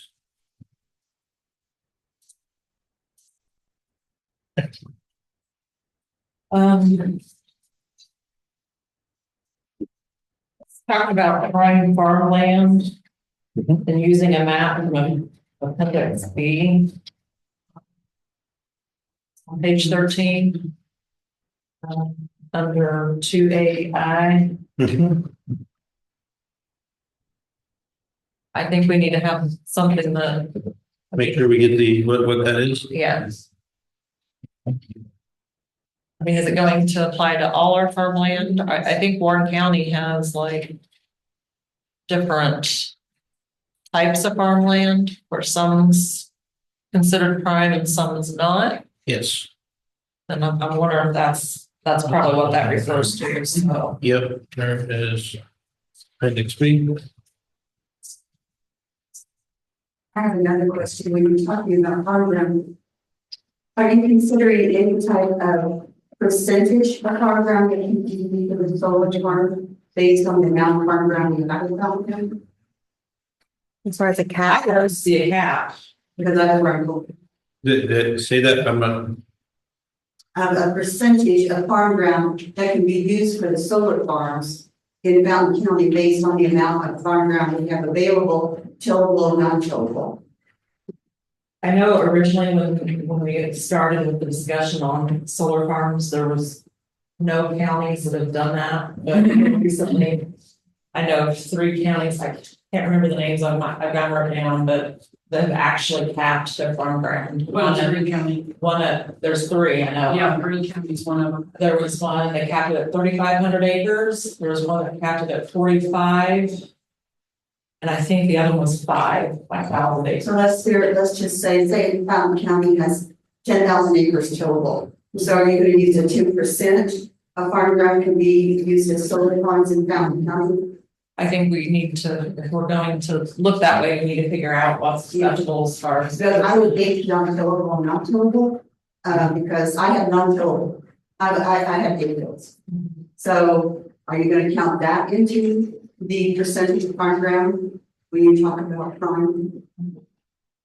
Yeah, I don't know, we haven't defined what's prime farm ground and not. I can tell you, when we first started this project or process, when I first became a council member, I went to the Farm Service Agency here in Covington and I got the figures from the director there. There is approximately 274,000 acres in this county, of which I believe he said about 149,000 acres are tillable. And I asked this question from Barnes and Thorburn, Rick Hall. I asked him at that time if there was ever a situation where the county put a percentage boundaries on how much could be used, how many acres could be used. And at that time, he said he had never heard that and he had never read anything in regards to that. But that was something that was talked about 5 years ago. But then you create winners and losers. So more than likely, the solar arrays stay close to a transmission line. And so if you start looking at that, I know in my area, it's predominantly one to 3 families. And so, and that's because they own the farm land in that area. And I don't know how you set boundaries and not create winners and losers. When you say winners and losers, That means people that get it and people that don't. If you set a percentage and you say in Davis Township, we're only going to allow 3% of the people that have own land, viable land for solar arrays. right? And you say, I'm only going to allow 3% of the people that live, landowners that live in Davis Township, the ability to have solar. But what about the neighbor that would like to have it too? Well, he can't get it because he would be 4%.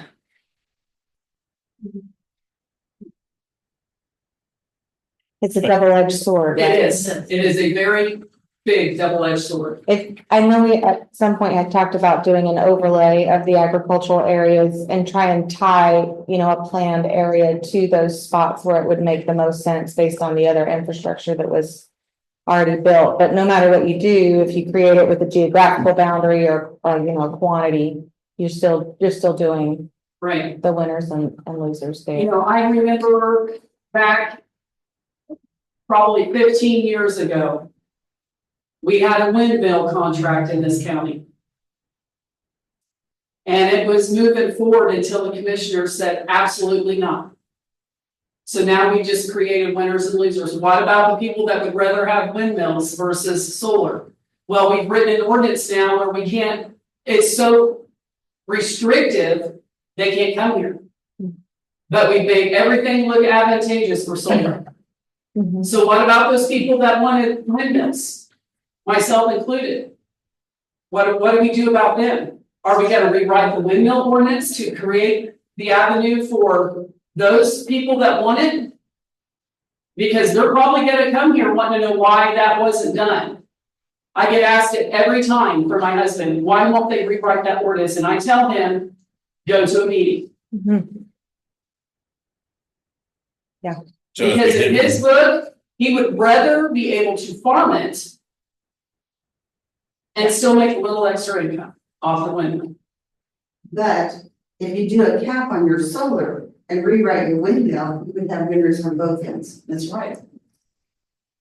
So what about all the people that don't live here, but they're wanting to spin it all around this? How's that right? I don't know. I mean, They pay property tax here. it don't, I really don't care about that, I hate to say it, but you don't live here and you're willing to put a whole field around this. I wouldn't do that to anyone. That is absolutely ridiculous. So as we discussed in study, when we were doing study group questions last month.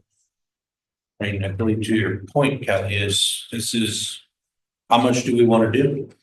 Because, I mean, we can write, Roger said it, I've heard from other people, we can write this however we want to write it. We can make a cap, but every rule we make, I think if I understood you said, and I think I agree with you, if I understood correctly, it does create a winner and it can create a loser. Yep. If we create that 234 is an economic corridor, State Road 234, well, that means that State Road 28 didn't get chosen. We just created a winner. They like it. So these are very real questions that we have to ask ourselves. That's why I'm glad we're having this discussion more than just on a public hearing night, that you have one night. We're not doing one night. I'm going to go back through, and thanks for handing me that over home plate. We're not going to do, we've got to vet through all of this.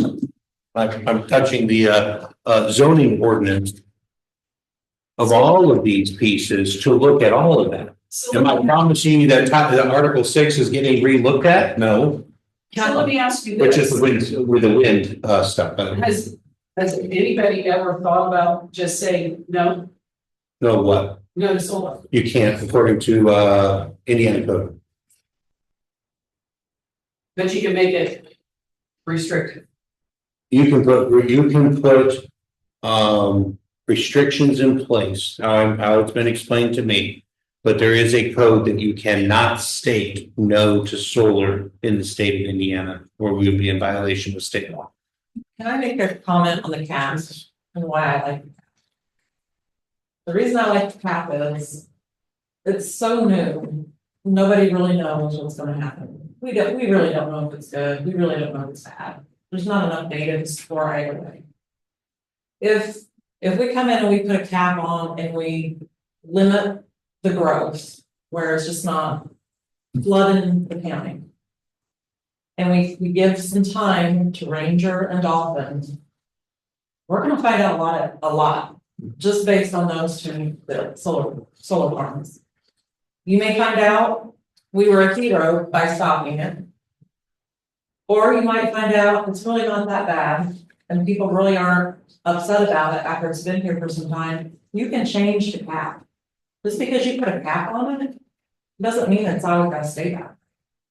You know, That would be amended. if it's a good thing and it works for the county and people aren't upset about it and are okay with it, you can lessen those restrictions and add more in. And the reason I ask that is it seems there are several people who are just not quite on board for a solar farm. So if you do something like a cap, then that, like you just mentioned, it gives people time to adjust and maybe accept what that economic development is that you're bringing in, and you can amend it to expand later down the road. You already have sort of a cap with your 300 acres limit there, so that's why I asked that question. So the cap is on page number 13, no more than 10% of the commercial farm, the commercial solar array may be located on prime farmland.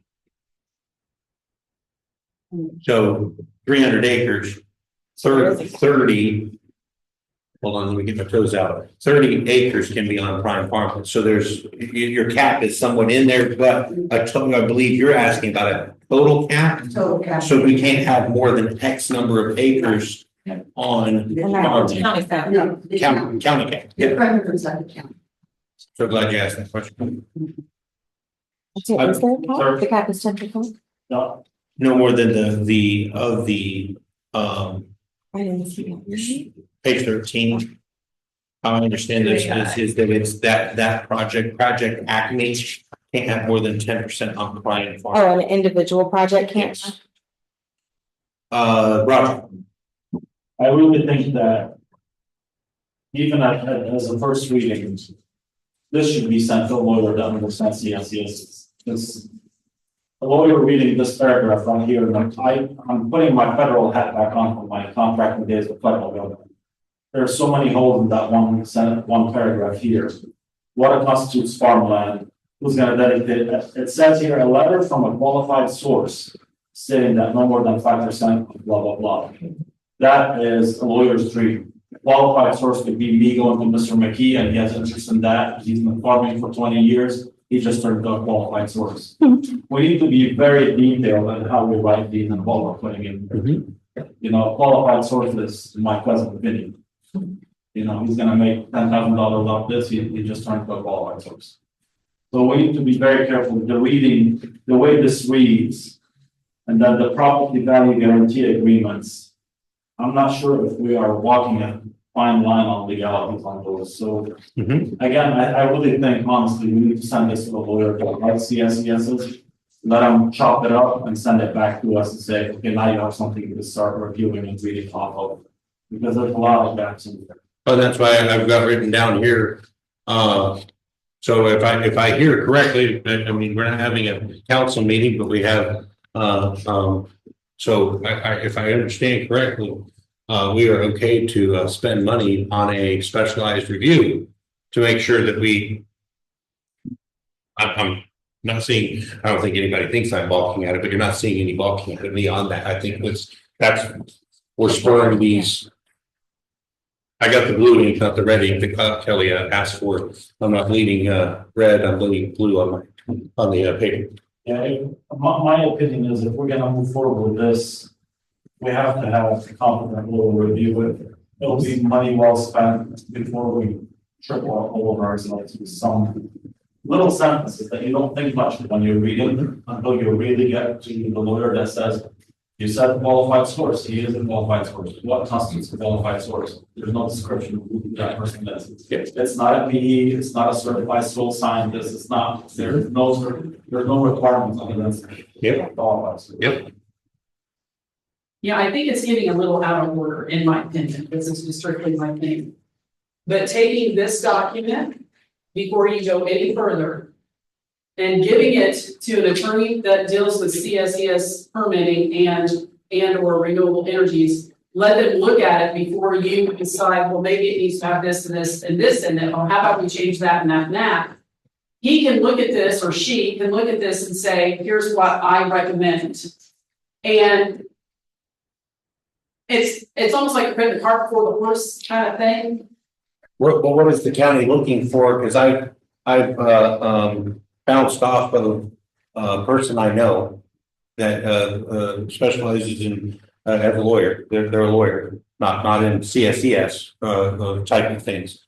And I said, so with that, what would we present to them? They said, well, you could have a document, you could have them write it, they could come up with it. Or we can also is discuss and then tell them where are we headed. We want to have a farmland cap, consolidate fees on, and getting that. I'm not, so.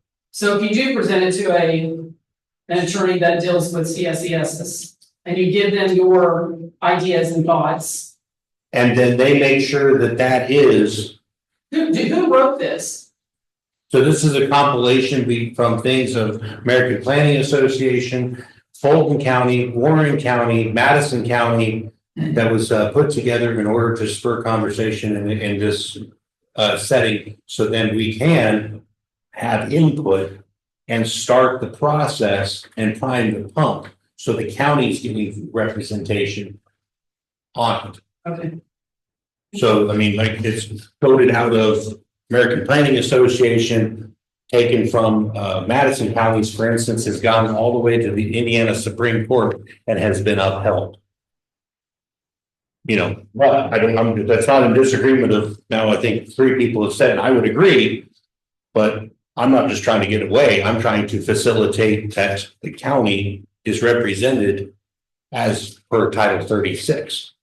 And when we do planning as an APC, we have to plan, and I'm going to put responsibility and here and bleed blue all over this piece of paper. Then we go to the review, because this isn't even written in ordinance format for a specific purpose, because it can't be confused as an ordinance. Right. This is a working document to be able to spur these questions. That's what I'm trying to do. Basically, you having templates that you are using to spur this conversation for us to add in our thoughts and comments to improve what you have in front. Absolutely. I think that's a really good way to say it. Because us on this commission aren't going to think of everything, and we're not supposed to. That nowhere in state law are we supposed to think of everything. We're supposed to have these, dare I say the word, grueling meetings, if you will, in order to flesh this out, in order to pass it up to be able to get this That's code better right. clarification, because I think some folks who might read that on the website might think this is something that you folks drafted instead of it was a template. So I think that's why we need to clarify that. Oh, I'm glad you did. But yeah, that's what this is. This is to begin this process, and it's going to take time in order to get this correct. We've got to get to, we've mentioned the, I need to write that back here on the Tri-County Fire experts, all of these pieces. That's where this is not, what's the word? This is not ready to go to ordinance by any stretch. Can I make one more comment Yes. on the size cap? Size cap, yep. To your question on capping, or using a geographic overlay. I inherited the procrastinator gene from my dad, but he just says that work expands to the time allotted, so it's more about a boundaries of time problem than our own planning time problem. And I feel like if we do a cap or a geographic overlay, then we do sort of set ourselves up to say that we want to ramp up to that level. So just like the ambiguity of other things can be a double-edged sword, leaving it ambiguous also gives the county a little bit more discretion on what they're going to handle as it evolves over time. And not to harp on special exception and make you guys gag. But what's interesting about the BZA that I only learned after Carol's gone out, after she elbowed me in the ribs and told me I should raise my hand for that. The BZA is the quasi judiciary body of the county. So you have the purse strings held by the council. You have the executive and the commissioners, but the BZA has been like this kind of little dormant body that isn't well understood. And I think that that's largely because it was bypassed with the way the current ordinance was written. And that just does a disservice to everybody because you need each of those checks, even down in local government. But if you will, I'll just read you a couple sentences from special exception that speaks to why you may not necessarily need a map or a cap, because you leave that citizen body with this discretion. Special exceptions are those uses that, because of their unique characteristics and potentially adverse impact upon the immediate area, as well as the unincorporated area of the county as a whole, require a greater degree of scrutiny and review of site characteristics and impacts to determine their suitability at a given location. So, boom, that part of the citizenry is empowered to show discretion on how it's growing. And this is a good example of how ambiguity can play in the county's favor. Because this set of standards is so ambiguous, it even goes down to things like the granting of the special exception will not be injurious to the use and enjoyment of other property in the immediate vicinity. So enjoyment, that's definitely ambiguous, but I think the point is you're relying on your fellow county members to reflect the will of the whole county. So I don't know that putting a cap in place is a good thing if we have it framed in a way where it seems like the cap is also the goal. You know what I mean? See how I could kind of be them.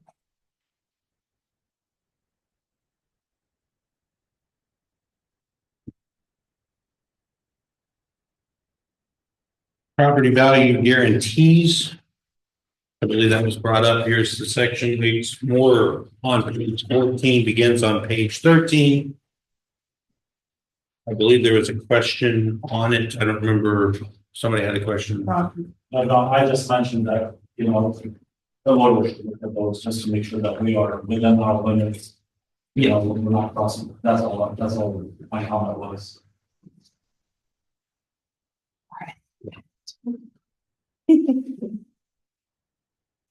As you look over this, there's questions.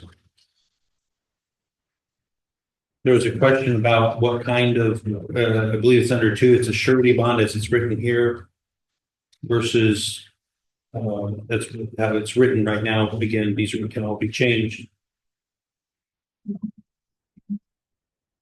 I know there was questions have come. Is there questions over this? Comments? Yeah, could you just explain it to me? What a surety bond is. The property value guarantee agreements, 1 and 2, I mean, I've read it and reread it many times, and I'm not sure what it's saying. So the understanding I have on this, as I would understand this to be read, is that there will be a property value guarantee to non-participating residents. That was one of the questions that has come up multiple times in public comment and other things is, well, what about my value of my home if it were to be affected? Fair market value is established by 3 appraisers.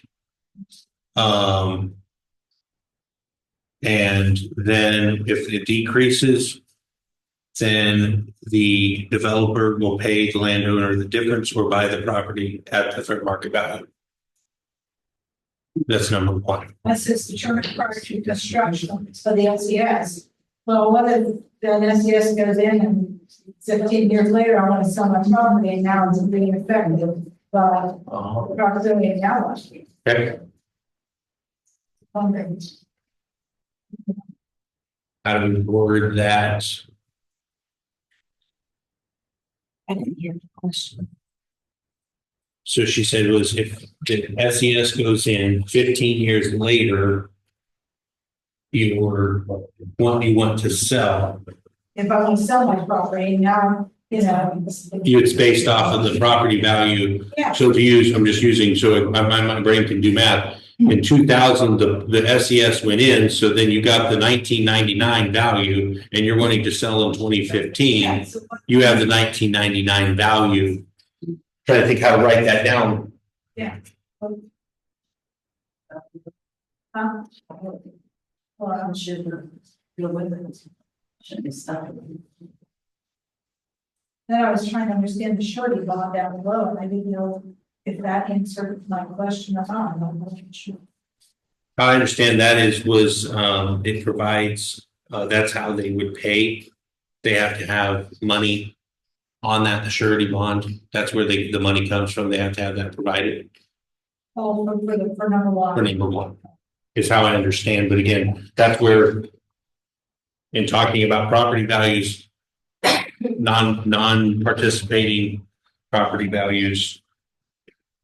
So what's the dollar amount of the charity bond that would be required? Okay. And who would be the holder of the charity bond?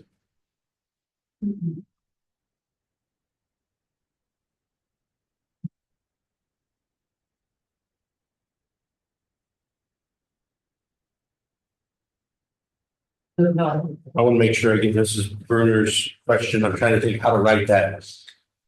So we answer your question on that. So is property value set?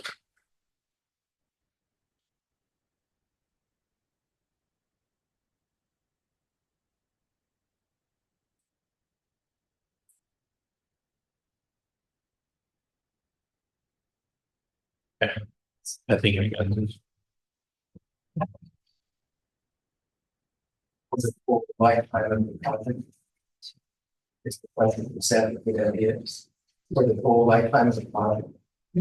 I think the question, if I'm understanding both of you, is she's asking is it ties back to a date and the property value may have gone up.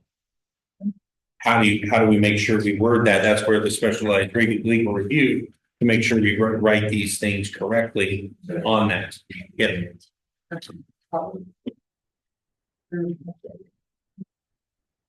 I know setbacks were a question that's covered in 14. I'm sorry, is there any more questions over that? I know that was one area that's come up several times. That want to make sure. Did you get her question regarding who holds the security? Dollar amount and surety bond, I got those, and That the developer will pay. and a holder of the surety bond. Yes. I have those written down. Yep. Safety and design setbacks. So letter A, it requires commercial requires a special use from the Board of Zoning Appeals.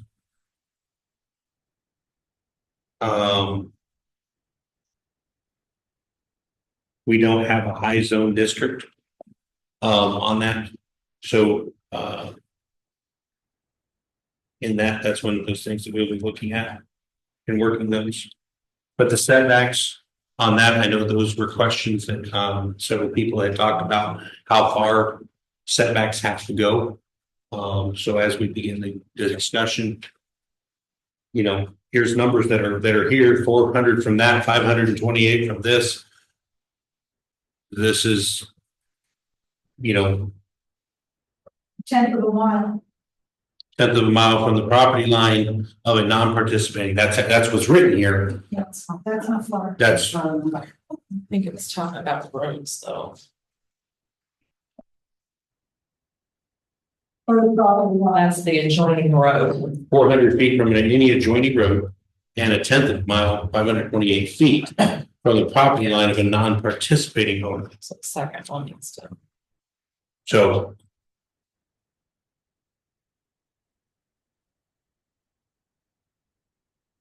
Well, that's regarding the small scale one though. That's solar energy small. Yep. And I think it was only like 5 acre solar field. So it'd be something similar to what they're putting in feeders for. that's the NCSES, Yeah. NCSES, and CSSES. Okay, so that 528 is for the small scale solar. I don't care what side It's like, I agree. it's 5 acres. Yeah. For the bottom one, then 3 is CLS. That's the commercial large. Yeah. That's number 3. And Yep. products is probably.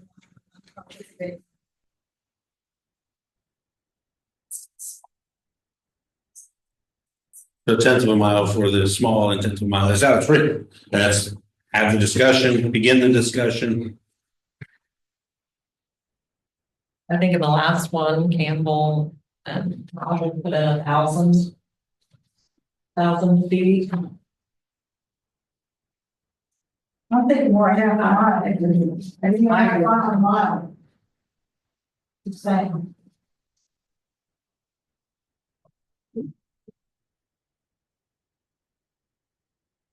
I wonder if there are any restrictions like that that we put in that could be Other counties. demonstrated as a ban. Does if the it intent was to create an go actual ban? If you start looking at other counties, you'll see it. ban half a mile. It's happened, There's, already. which one did I tell you? I gave you all those notes and I don't have them. Do you? I've got my phone. Well, and you had the paperwork. You did. How many miles was it? Anything a mile or less can be given to property. Yeah, that's what it's a apartment. She said a mile, so I said half a mile. Did you mean that in other ordinances they put half a mile? If you gotta scan through all of them, and don't just take the whole ordinance, just start picking out, because when we were fighting this from the get-go, they have said, your county needs to listen to the people, who wants what. Mm-hmm, You need to send just postcards and vote on it. mm-hmm. I think you have it, your answer right there. Hmm. I mean, we've all been in here. Yeah. That's why the room's bigger. Yeah. I don't know how much more we need to keep saying, and we're losing people, is because it's still going. Yeah. My point wasn't that it was a bad idea to do half a mile. I just don't want it to be subject to litigation right off the bat, because it would be, if you can, when you go into litigation, intent matters too. So if they could demonstrate that the intent was to create a functional ban. Right. So, but if it's already in other ordinances and it's not being litigated, then. Well, and the lawyer we had here. I mean, that's pretty much how I put it. So isn't that a good question for your fire department, a mile or a half mile, based on a resident that might be close by with a buffer for a fire that they would? That's good. Those are gonna be questioned, yeah. That's a good question. That was where the key with the tree as well. If you have that barrier set right next to your property lines, now you are technically on fire. Inside your property.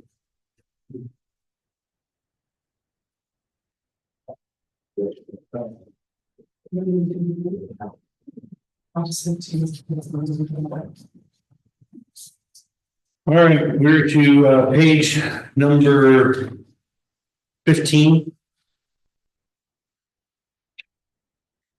We'll begin, I want to get through, we're not going to get through all of these pages. So I won't place you hold you over on that. We've gotten, on this, a couple of things I've gotten written down, but we will be working on getting specialized legal review. We will need to be hearing from the Tri-County Fire. I use that term, maybe it's not exactly Tri-County Fire. So people that will be working on the fire, this health and safety, the safety side of it, fires type of that. The engineering side of it, we need to also see on that for technical stuff on that. For those pieces. And so as we work with those that are what's the term back?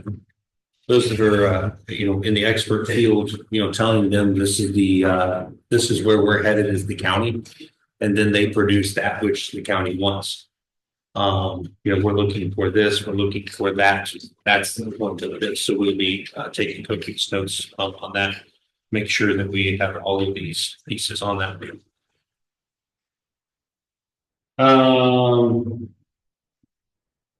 So we'll put that.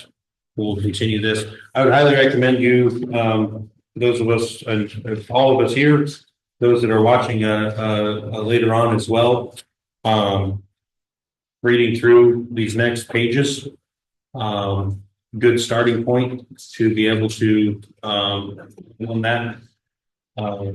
If you have questions, write them down. So then that we can continue as commission members, that we have these as well. So have the questions, read through them. What spurs, what do we need to add? And we have the discussion so that we can get on that. I believe we should be able to get that done. The next page is at our May 22nd meeting. That will be my plan. But I won't hold you over so that, you know, I don't want to have some Moses telling me, let my people go to the fair. The subdivision ordinance, we need to be looking at that and considering that. We have that up on the website as well. We'll be working on that. We have study questions on that as well. So those are things that we need to be looking at as well. Comprehensive plan update, as I've mentioned, that has been given down to us by the Board of Commissioners. So we will be, let's come back down to the to be updated. So as people are considering that, that is a document that has to be looked at. As was noted in rezones, we have to look at that. As has been mentioned about the BZA, has to follow that as well. Following the ordinances, has to refer to the comprehensive plan as well. So we will be taking great care in order to make sure that that is the input is given by those people, because there are the 4 things that we have to look at with a comprehensive plan. So much to come. But I will again state in the in a meeting like this is there's times that we have to talk. There's times that we need to hear from you guys. But the responsibility we have is to spur this conversation. That's what I'm trying to do. Get this conversation happening. So then that way, when we come to that, we actually have it's written down. It's gone through the specialized legal review. It's gone through the safety. It's gone through the engineer. It's gone through the building. It's gone through all of it. And then we come to that moment and we have the public hearing. This is not the first time you've seen it, nor should it be, you know, we're pushing it out there. But I need your help. You know, I don't mind this room being filled and on that. This is, as has been stated, what this is deciding puts limits and boundaries. And it's the government saying, no, how much no do you want? We can put in there that, you know, everybody has to have a red door inside of the county of Fountain. You say, no, you can't do that with zoning. If you look at zoning across the United States of America, you can make this zoning as restrictive as you want. We can say that you can't have gas-powered lawnmowers. We can do that. I'm not saying I want to. I'm saying is this is how powerful that is. Where does Fountain County want to head with this? You want that restrictive, or do we want to get back to the you know, the other? There's the other area on that. Public comment number 7. They have one more thing to do. Mr. Azar. I'll take a lot of your time. I know you skipped over the Whispering Meadows subdivision. Yes, sir. I want to be fair to the person that submitted for a permit. I just need guidance whether we issue the permit or what, because we don't have subdivision ordinances. That parcel right now as it sits, Amber looked at it too, it's ag. It's residential. Did you change it? I did. Well, on my zoning, on the property part, I changed it. It's in our zoning maps. It's clearly residential. Okay, so it's zone residential. I honestly, I'm not sure whether the road that services that subdivision is an HOA road or it's a county road. So I got the, if the subdivision plat is not amended. Have you seen the plat? Uh, Have you seen the plat? no, It is. The reason we don't have enough information for us to know, to be able to, it may have to be something that needs to come up in May. oh, that's the thing. oh, It may have to come up in May to be able to, So I hold off my permit issuance for the John dumps to the house. well, it's a mobile home, Yeah. and he's gonna be having to pay, storage fees probably pretty soon. That's my dilemma. I have a permit application, and if I don't have guidance on how to move forward, I'm holding up somebody. Do you need a building permit for a mobile home? Well, if it's residential, yes. If Probably. it's ag, as it used to look like, then no. But ever had qualified as residential, which is, I think is the appropriate thing. Yeah. I'm confused as how it got labeled a subdivision since we don't have a subdivision ordinance. You know what I mean? There are a lot of them, and there are a lot of recorded subdivisions. So to me, the only Yeah, thing, they're platted subdivisions. Yes. to me, the only thing that they're, you know, required to show are those minimal building permit requirements. And I don't think that we can advise you on that since we're not advised. It would have to be an official subdivision, and we, like, the way the subdivision ordinance here, or how it's referenced, it says that we can only comment on those matters as provided for in the Fountain County subdivision control ordinance, which we don't have. So it doesn't matter, but let me tell you why I bring that up. Okay. Because under standard procedures, if that gentleman wanted to amend the plat because he's part of that subdivision, notice has to be given to all the neighbors, and they all have a say in whether he can join that subdivision or not. Because that lot, in my mind, was left open to connect for future development. That never happened. That's why it's missing a number. It's not Yeah. platted. I think that that is standard procedure where the subdivision ordinances have been created, but from what I could find today, I do have a question to Ethan about this, like, what do you do in the event that there's no subdivision ordinance in a county and it references that? From what I could see, there's no state-specific requirements on replatting and notification, so I don't know that you can compel him, or whoever it is, him or her, to do any of those things since we don't have it outlined in our ordinance, even though it would be a normal procedure. Is it an HOA? I mean, I would assume they would have standards in an HOA. My issue was gentleman who permitted to build on it. He's not part of the subdivision. He doesn't have to pay the HOA. And he's using the road and he's using the utilities. That's gonna piss some people off. Yeah, So we don't have, where we're at, the reason we don't have all this information. In order to present it to us, we can't go on a fishing expedition inside of a meeting. We need to have the presentation of the information. Is it? That's what we need to be able to find out. Okay, If we need to, that's fair. That's fine. I just worry that I'm just setting aside somebody's permit that they want to build a home probably tomorrow. yeah. So how long was the application in? I don't know, a couple of weeks. Couple weeks. That's right. Maybe a week, couple of weeks. say the 415? People are gonna have to think difficult a bit, especially when you have light facility in the county. If you want to permit in 1 week, it's just not gonna happen. So it's dated 415 and now it's 424, so it's 9 days.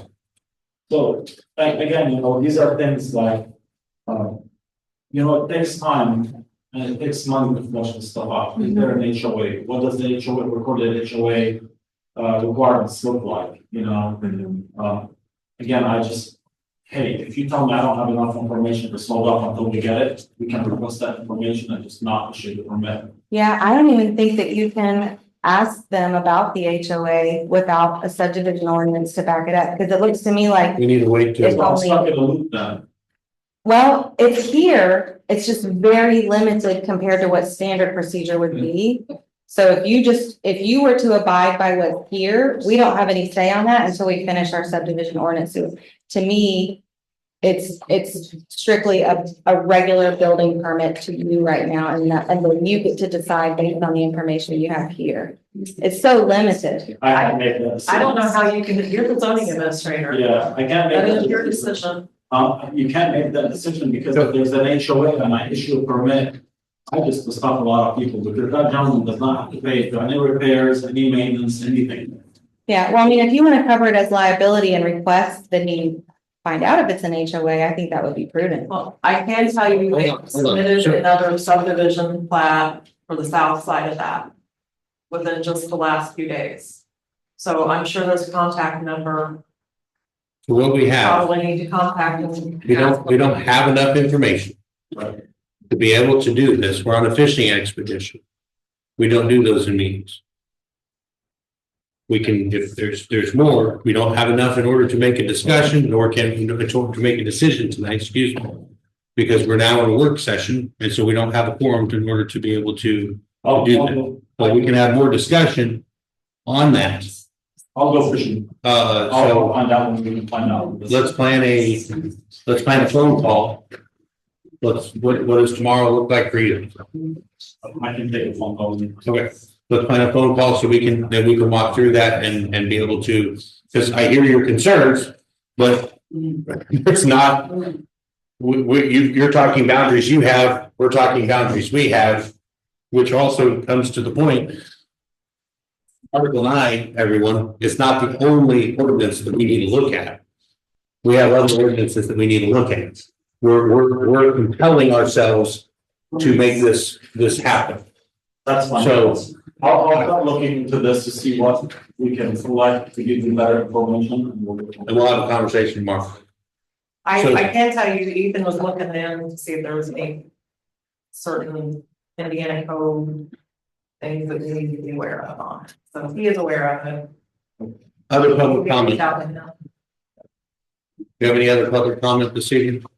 I just was, making the APC aware that the BCA's budget falls under your budget. So, Jessica, I invite you to our next meeting and we'll discuss it further, what you need to do as far as if any bills are generated, prior to, having any services done with the BZA, things like that. So we'd like to come to we had you down on our agenda at our last meeting, and I don't know if anybody notified you or not, but yeah, and we were gonna talk about it. So I invite you to come to our meeting on the 12th at 9 a.m. And we'll discuss it. When is that meeting? May 12th, 9 a.m.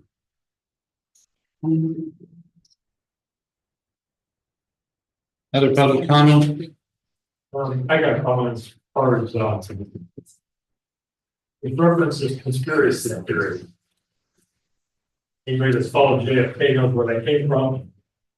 And recent evidence has proven that that was not a conspiracy theory, it's fact. But anyways, in digging into the things we need to dig for, we're not going to find them on the surface. So a university study that is just right out in front for everybody to see isn't probably a study that's going to show you the true impact of solar or whatever it is, the latest push for money that they've got out there. We're at the point where you can buy a study. I don't have enough money. But they can buy a study. The medical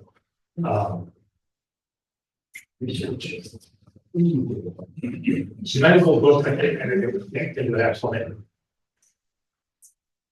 A lot of those have gotten to be the point where they're not even trustworthy because they're being bought and paid for. And the recent scandemic should prove to us how adamant they are as far as providing us with false information. So when we have somebody that wants us to look at a study, look at it, but dig deeper, because you're going to find other information that's not as positive. Sure. Any other public comment? So a couple things as we look at, so as we're utilizing specialized resources as members, please, we have a budget. So we need to make sure that we are running that through. So make sure you're running that through as you have questions. Let's make sure we're consolidating those questions. So then that way we're not everyone asking the same question. You know, if everyone asks the same question to a lawyer, for instance, and he has to answer an email, and then you get charged multiplicity of times. So for instance, you have an APC question. We need to create run that through the chair so that we know. So we are being told that budgets are tight without getting into, state level politics, too deep. SB one, was not what SB one was promised to be when it first hit the Senate. It then passed, and now, there is a question about a $2 billion shortfall in the, Indiana budget. There is, one of the departments had a 65%, I believe, cut that was made today. There are questions, and our council members can maybe tell me more. I'm not trying to, but there's questions I'm hearing. How much is the county going to get from the state? There's many questions. So I want to be prudent in the area that we have, that we're making sure our budgets, we meet our budgets. At the same time, I have talked to those who handle the purse strings. No one is trying to keep us from having that which we need in order to accomplish what we need to have happen, but we need to make sure that we're prudent, that in what we are spending. Secondly, we need to make sure and be very careful in as we're having communications that we're following open door. We can't have meetings via other forms of communication. One-on-one, me talking to Amber is perfectly okay. We get, was it 4 of us together, 3 of us? 5. Well, no, it's a Simple majority. simple majority, I believe. Get together. We have to be careful on that. Let's just make sure we're crossing T's and dotting I's on that. So any other comments from commission members? Yes, prior to the next meeting, we need an intense focus between the planning commission, the commissioners, and the council in finding an attorney and figure out what's going to cost to acquire an attorney. We have to have legal counsel. Someone specifically has knowledge of planning, zoning, and ordinance. We need to have a person on staff as soon as we can get it. Appreciate that, Jim. Other questions? Comments? I just want to invite the public, the APC, to our May 12th meeting. We are going to have Jason Sindler there from Baker Tilly. He's going to be discussing Senate Bill 1 and the ramifications that the counties are going to be facing in regards to the Senate bill and the funding. That's going to be your opportunity to find out where your tax dollars are going to go. So we would appreciate anybody that would like to come, and we invite you all to be there. That's 6 p.m. It's a 9 a.m. meeting. Yes. So is that a joint meeting or is that? It is not a joint meeting, but there are going to be probably at least one commissioner that will be there. Okay. With it being farming season, it makes it really hard. What's all that again? This date? May 12th. May 12th. It's Monday, 9 a.m. Okay, that's that. Okay. Yep. It's our normal meeting time, so I just wanted to. It is a council meeting. Yeah, it is our regular council meeting, and we are going to have Jason Sindler from Baker Tilly, who's our accounting firm. He's going to come down and speak on the SB1, so we can understand going into budget time, what we're facing. I can reiterate my begging, my pleading. I might even buy you all pizza. It'll be like cheap Totino's from County Market. But your involvement, my friends, you need to know what's going on in SB1 and how it changed, because it's going to affect you. Get your friends out here. Remember that meeting where we packed out and people were standing out here? That's what May 12th needs to look like. You need the information. So thanks, Kelly. Any other questions? Do I have a motion to adjourn? So moved. Mr. Jim makes motion to adjourn. Who seconded it? Any discussion? See how long we can drag this out on favor. 5-0, my goodness. We did it.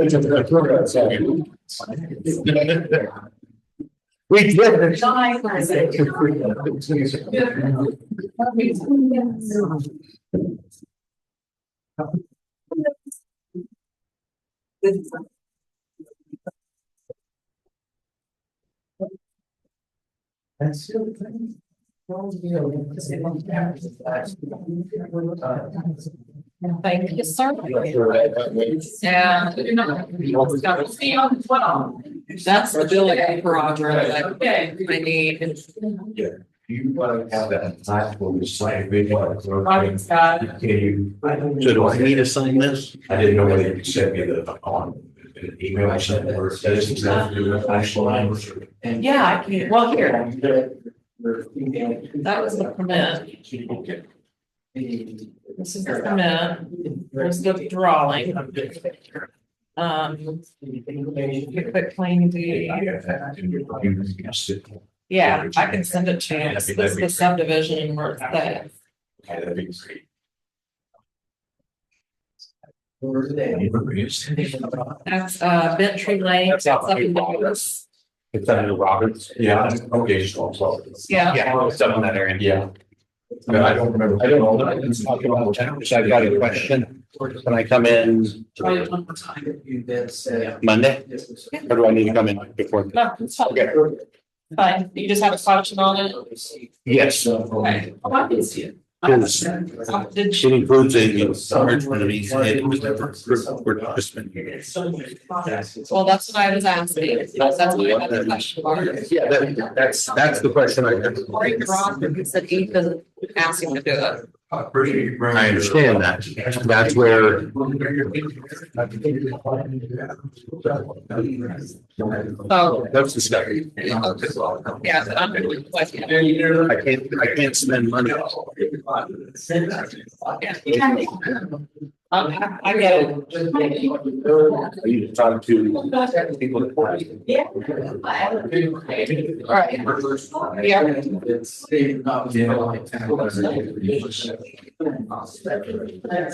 they go all the way around.